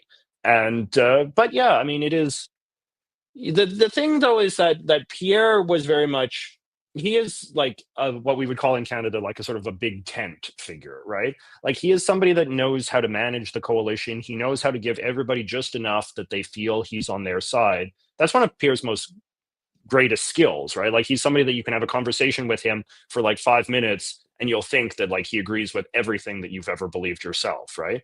But the problem though is that if he loses, I do worry like where the Conservative Party goes from here, because the Conservative Party will have now lost 4 elections in a row under 4 very different candidates for prime minister, who represent a very broad sort of spectrum of ways to engage with what it means to be a conservative in the 21st century.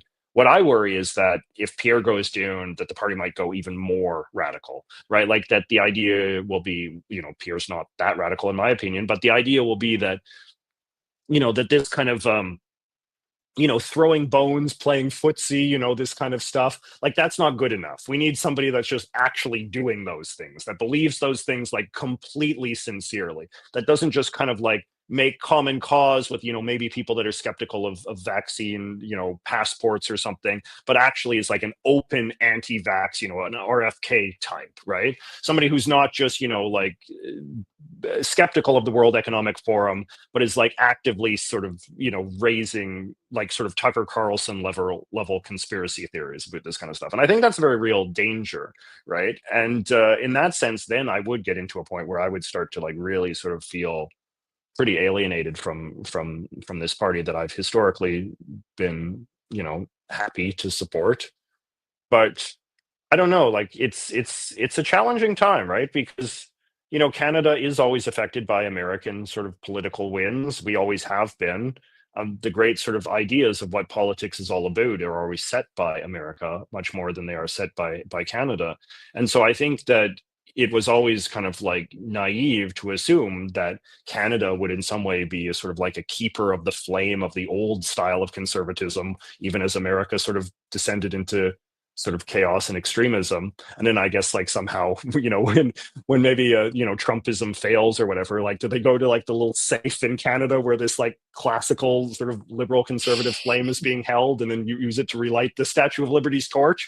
I don't know. Like, I think it's much more likely that that Canadian conservatism, sort of certainly in the absence of Pierre, continues to sort of spiral and perhaps becomes kind of more fringy. And then just because Canada is a more kind of left-leaning country, then becomes a politics that is much more sort of defined by its kind of fringe status, and it's less, its kind of perpetually disempowered sort of presence in Canadian democracy, which is another sort of status to be deplored, just because I think Canada does naturally gravitate towards kind of like extended one-party rule under the Liberal Party. Wow, that was incredibly interesting. I think that God, there's so much there that I want to dissect. I think that, man, I hadn't thought about that of what the Conservative Party looks like going forward without Mm, Pierre. I think, yeah. folks, you heard it here first that JJ is going to vote Liberal next time. No, it's not That's what I said. But it's like the biggest story from the Canadian election. no, JJ McCullough, Liberal. no, Um, no, not true. But no, I mean it's I don't know. It's interesting to think, like, because who knows, right? I mean, but the thing is that it's Carney is still a very mysterious figure in a lot of ways. I mean, he was only governed the country for 9 days before calling this election, so it's not like he has much of a. We don't have much of a sense of what he would be like in office. We do know that he is running a very anti-American campaign in a way that feels without parallel in sort of modern Canadian politics. But at the same time, we also kind of get a sense that he is very pragmatic and that he's a shapeshifter and that he's in some ways a very like canny and even quite sort of cynical politician. And so like I don't necessarily judge what he's doing now as necessarily being reflective of what he'll be like when he has elected to a full proper 4-year term. So I don't know. I mean, like you, from my sort of perspective as someone that has a lot of contrarian opinions on Canadian politics, it's like maybe Carney could surprise us. Maybe he could be the Nixon goes to China in a bunch of different realms just because he will have rebuilt this party in his own image and taken it from the brink of destruction. Or maybe he will be just a very tendentious liberal in the way that I think Justin Trudeau was and not really challenge anything and sort of consign Canada to another, extended era of sort of stagnation, right? We don't really know, but there's a line, Andre, that I always really liked, which is that line that Hillary Clinton said when Donald Trump won the next day when she conceded wearing her purple suit, where she said, I didn't support Trump, but now that he's elected, he deserves a chance and an open mind. And I always think that those are good. That's good sort of rules to live by when it comes to politics. So even though if Carney wins, I will not be sort of thrilled to see that, but I will give him a chance and an open mind because I think he deserves it, just as somebody who hasn't been around Canadian politics for more than a couple of months. So what more can you say except that we'll have to just wait and see? Yeah, I mean, it's certainly a very unique rise to be chief executive of a country, right? Yeah. Ryan said that you're actually going to vote NDP. Then someone said you're going NDP. green. We'll be lucky. We'll be lucky to see if either. Frankly, one of the other big stories of Canadian politics is we'll be lucky to see if either of those parties survives this election.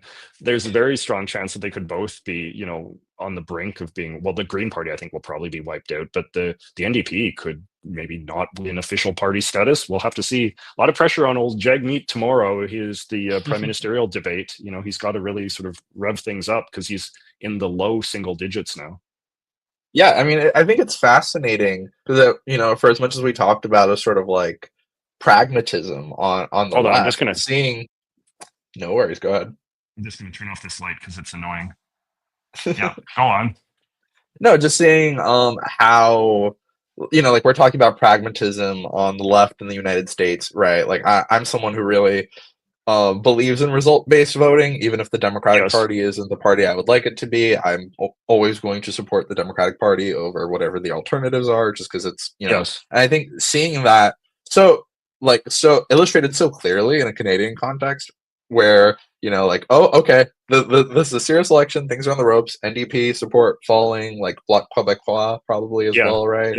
Yeah. So it is kind of heartening to see some pragmatism there in the way that people can coalesce. I sort of thought of a parallel while you were speaking that I hadn't before of Pierre and Trump both being politicians who could have succeeded a little too well and had their unpopular opponents drop out right in the middle of an election. No, it's true. A lot of people made that analogy. I mean, I even made a video on this very subject, right? Like that there was a lot of pressure for Trudeau to drop out for months, right? Because the writing was on the wall that he would lose in a big landslide. And like a lot of liberals did sort of see Pierre as an existential threat, and certainly they've ramped up that rhetoric a lot now, because now they're saying, like, we've seen in America what happens when this type of guy sort of gets in charge, right? And so yeah, there is a lot of sort of strategic voting that's happening. Carney seems like he's really sort of played well to the moment. It's interesting. I've heard from a lot of Americans on the left who say, like, that they're very invested in this election and they really want to see Carney win, just because he's been so good at taking the case to Trump, right? Unique among world leaders, right? Like, there's just, like, a lot of the other world leaders seem to be hoping to get on his good side and sort of play to his vanities. You saw Keir Starmer in England, really sort of like sucking up to him and that kind of stuff. Whereas Carney has been very clear that, like, he views Canada and America being on sort of a bit of a collision course, destined to have an adversarial sort of relationship. And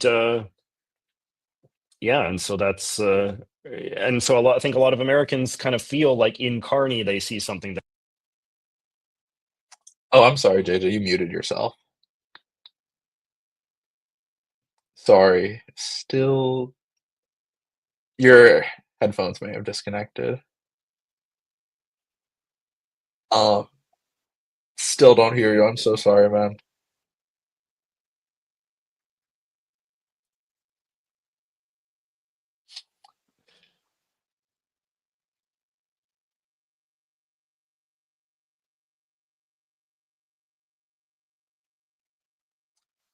In the meantime, Oh, can you hear me now? yes. I'm sorry, we've been talking for so long that the microphone died. The batteries ran out. So It's no worries. You were saying? what was I saying? I don't remember. Something weird, Canadian politics. I don't know. Oh my God, yeah. You were. Oh, I was just God, I'm saying that, like, forgetting where you a were. lot of Americans seem invested in the idea of a Carney victory, because Carney seems like somebody who's willing to sort of like take it to Trump in a way that other world leaders have not been, right? Like, Carney is fine with having an adversarial relationship with Trump, and I think that some Americans sort of see in that a bit of a model for the Democrats, right? They see a somebody who has a kind of sort of courage and a sort of strength of character and purpose and all this kind of stuff, right? Like, he's not, and it's easy for Trump to do because he doesn't have to worry about winning over the votes of it's easy for Carney to do because he doesn't have to worry about winning over the votes of Trump supporters, right? But it also, it suggests a certain kind of fearlessness and a kind of like willing to, I guess, I don't know, like, there's just something about him that seems kind of stimulating to Americans on the left right now, which is, I suppose, parallel to kind of how at one time Americans saw Trudeau as being a very sort of exciting, thrilling figure. So this is an unusual place for Canada to be, where our politicians, for some reason, are interesting to Americans, which is, yeah, contrary to the historical trend. It's funny seeing Trump be much nicer to Shine Bomb in Mexico than to Pierre in Canada. Yeah. Just a very strange world we live in. But I think it's just his politics are based off fealty to him, right? And I was curious actually to ask you how the sort of more populist conservative element in Canada that would be a bit more Trump friendly, who could, like the trucker protests. Yeah. What those sort of people are feeling towards Trump right now, kind of being at the edge of his spear. Yeah. I mean, this is just like Trump's sort of stupidity, right? Like, he has turned the country just so uniformly against him that even like people that were once on his side, I think they're really struggling a lot, because like Trump has been so unapologetically antagonistic. The tariffs are so brutal and so unjustifiable. Like, Trump cannot come up with a clear, persuasive explanation, even to Americans, let alone an explanation that's persuasive to Canadians. So even like the most right-wing people in Canada, I think, have now sort of accepted a frame where like Trump is this dangerous, unstable person that the Canadian government has to deal with. And so I think the the line that they take now is just that like Trudeau and the Liberals and Carney are too weak and they're kind of feckless, and that they've sort of invited Trump's antagonism.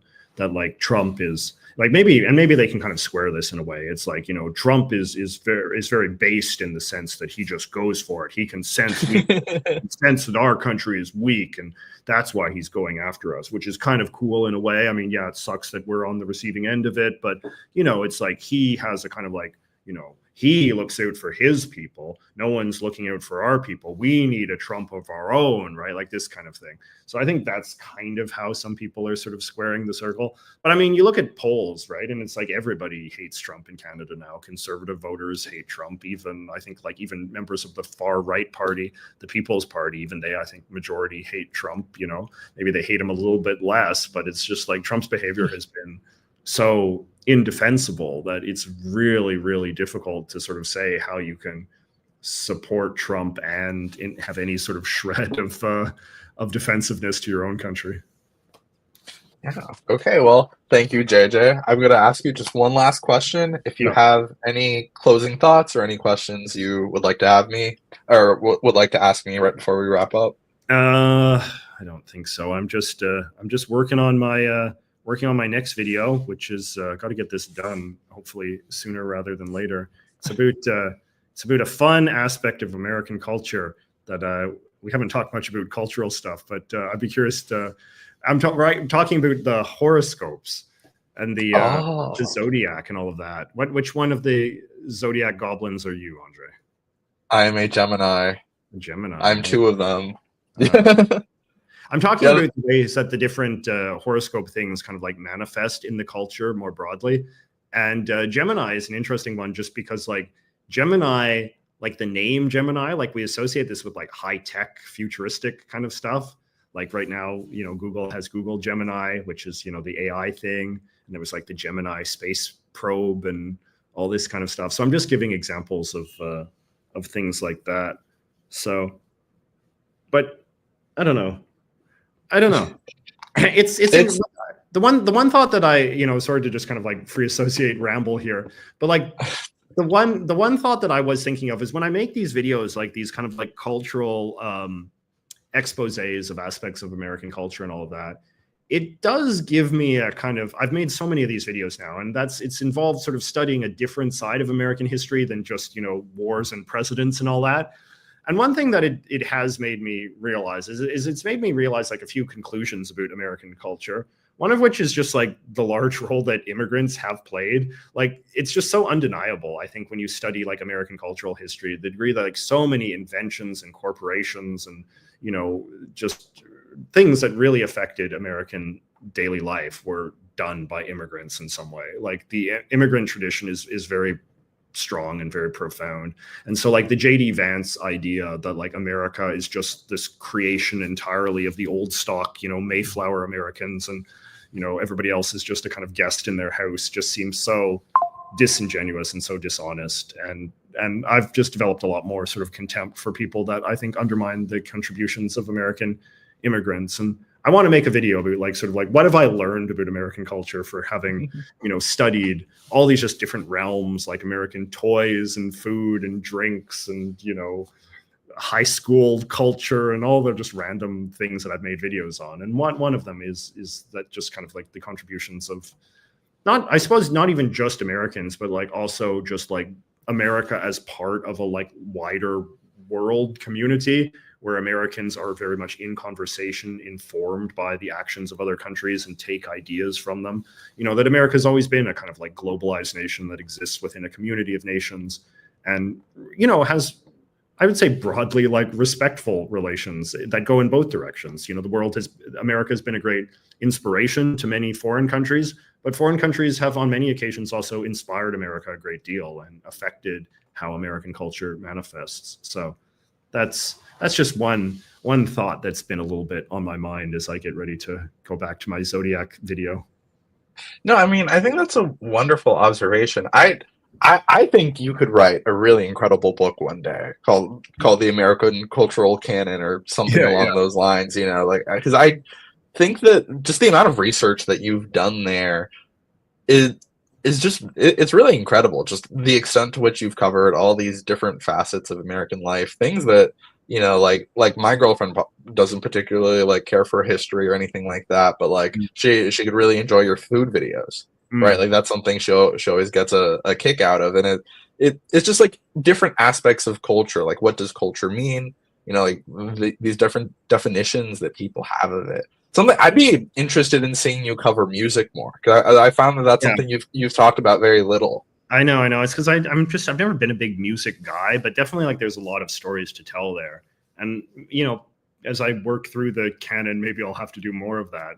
But no, it is interesting. It's interesting because it's like I remember when I was younger, I was very resistant to the idea of like cultural history, right? Because it's like I feel like you're sometimes, maybe this was sort of my latent conservatism, right? But like there's a kind of, you'll sometimes encounter a certain kind of teacher, a certain kind of historian who is like, oh, well, you know, the presidents and the wars and all that, that's all well and good. But what we should focus on is the stories of average Americans and their lives and all that kind of stuff. And I remember like Lil JJ was always a little resistant to it. It's like, what's this woke bullshit, right? It's like, I want to hear about the wars and the presidents, right? But now, as I've actually like spent many years actually studying this aspect of history that I didn't think I was interested in, I've actually developed a great deal of interest in it, because the stories of American life, like just lived by ordinary middle class people, is quite fascinating, and there are a lot of, you know, great men, and sort of it overlaps with other sort of historical things. Like I was just thinking today about like how like so much of modern American you know, kind of more frivolous technology emerged from like World War II, right? Like I was hearing something about how like Nerf, like, you know, like the soft balls and things, like kind of that came from a kind of like padding that was developed during the war to like protect Jeeps and stuff, right? Like, so like there's all this kind of like interesting parallels that connects to the big flashy stuff, but is just told from a slightly different perspective. And that's something that I think, you know, I guess the other sort of another conclusion that I've drawn is that we should probably teach more of this kind of stuff in addition to the marquee names and dates kind of history. Yeah, I've done 2 videos about Florida history now, and I was sort of thinking about your post-war framework while I was making them, and because I just sort of realized that, like, South Florida, especially where I live, was regarded as this kind of like hot hellhole that you could escape to for the winter for rich people, but it wasn't somewhere you could ever live. And then during World War II, lots of people were stationed here, and that's how it sort of became this place that young people who were stationed here around World War II wanted to either live here, retire here, or vacation here, right? Like that was the Florida trifecta. And South Florida development wouldn't have been possible without 2 post-war inventions that were very important. The invention of the air conditioner, or in the way that we understand it today, that made South Florida housing possible. And also, oh my God, I'm forgetting the name of the chemical, but it was some like terrible, like harmful chemical that they used to kill mosquitoes. Okay. Because it was supposedly like a lot more unbearable than it is even today. And then eventually they had to stop using it because it was just killing all the plants and animals and everything in the region. But I don't know. I had never thought about how much the development of Florida was connected to World War II, and I think that your videos and that sort of observation really helped me kind of like come to that conclusion while I was working on those. And like you do very valuable work on there, and just like I don't know, the cultural history is very important. As someone who kind of, I used to be a bit self-conscious about how much I liked the presidents and stuff, like kind of the other side of your coin, right? Where I understood that great man history was kind of this bad thing, and like you're supposed to focus on other things and social movements and all of this. And then I realized that it's sort of like overcorrected. You know, like someone told that to me once, that we don't look at the individual enough. Like now we look at politicians like, oh, let's say I agree with AOC on X amount of issues, but like, is she actually just like competent when it comes to governance? Like, is she a talented, savvy politician? Right? Like for people, like a lot of people I agree with are like Jon Stewart 2028. I was like, do we really want someone who's like never held office? Like, is he actually going to be able to be an effective president? That's just something people don't consider very much. I don't know. That's a good. It's a good point, and you wonder what are going to be the sort of the takeaways of the Trump era, and I hope that one of the takeaways is that qualifications do matter, but an appreciation for qualification should not just be something that you only conclude through trauma, right? It should, I think, and part of why you should know and care about these kinds of things is because you have an understanding of what previous presidents were like, and that you sort of measure a current candidate by the standards of the past and this kind of stuff. So yeah, it is useful. It's not just a kind of like nerdy fixation of people who like history as a sort of, they read it instead of reading Game of Thrones novels or whatever, right? Like it should ideally provide you with information that is still applicable to the modern manifestation of the same country. All right, and the American public will fall in love with bureaucratic mastermind Mark Carney as Prime Minister of Canada, and we'll see the error of our ways. Yeah. Thank you so much, JJ. Thank you everybody who came out. If you haven't checked out JJ somehow for some reason, go and watch his channel as quickly as possible. Genuinely one of like the most unique, informative and entertaining creators on this platform. Someone who I would not have my channel without you. Like genuinely, you and Mr. Beat are like the big two that really That's so in your canon. Yeah, you guys really inspired me to do this, and to be able to talk with both of you and do all of these live streams is always so gratifying, and you always have so many interesting things to say, and I just I appreciate you coming on here. Well, I'm always happy to come on. It's great having these sorts of conversations. All right. Have a good night, everybody.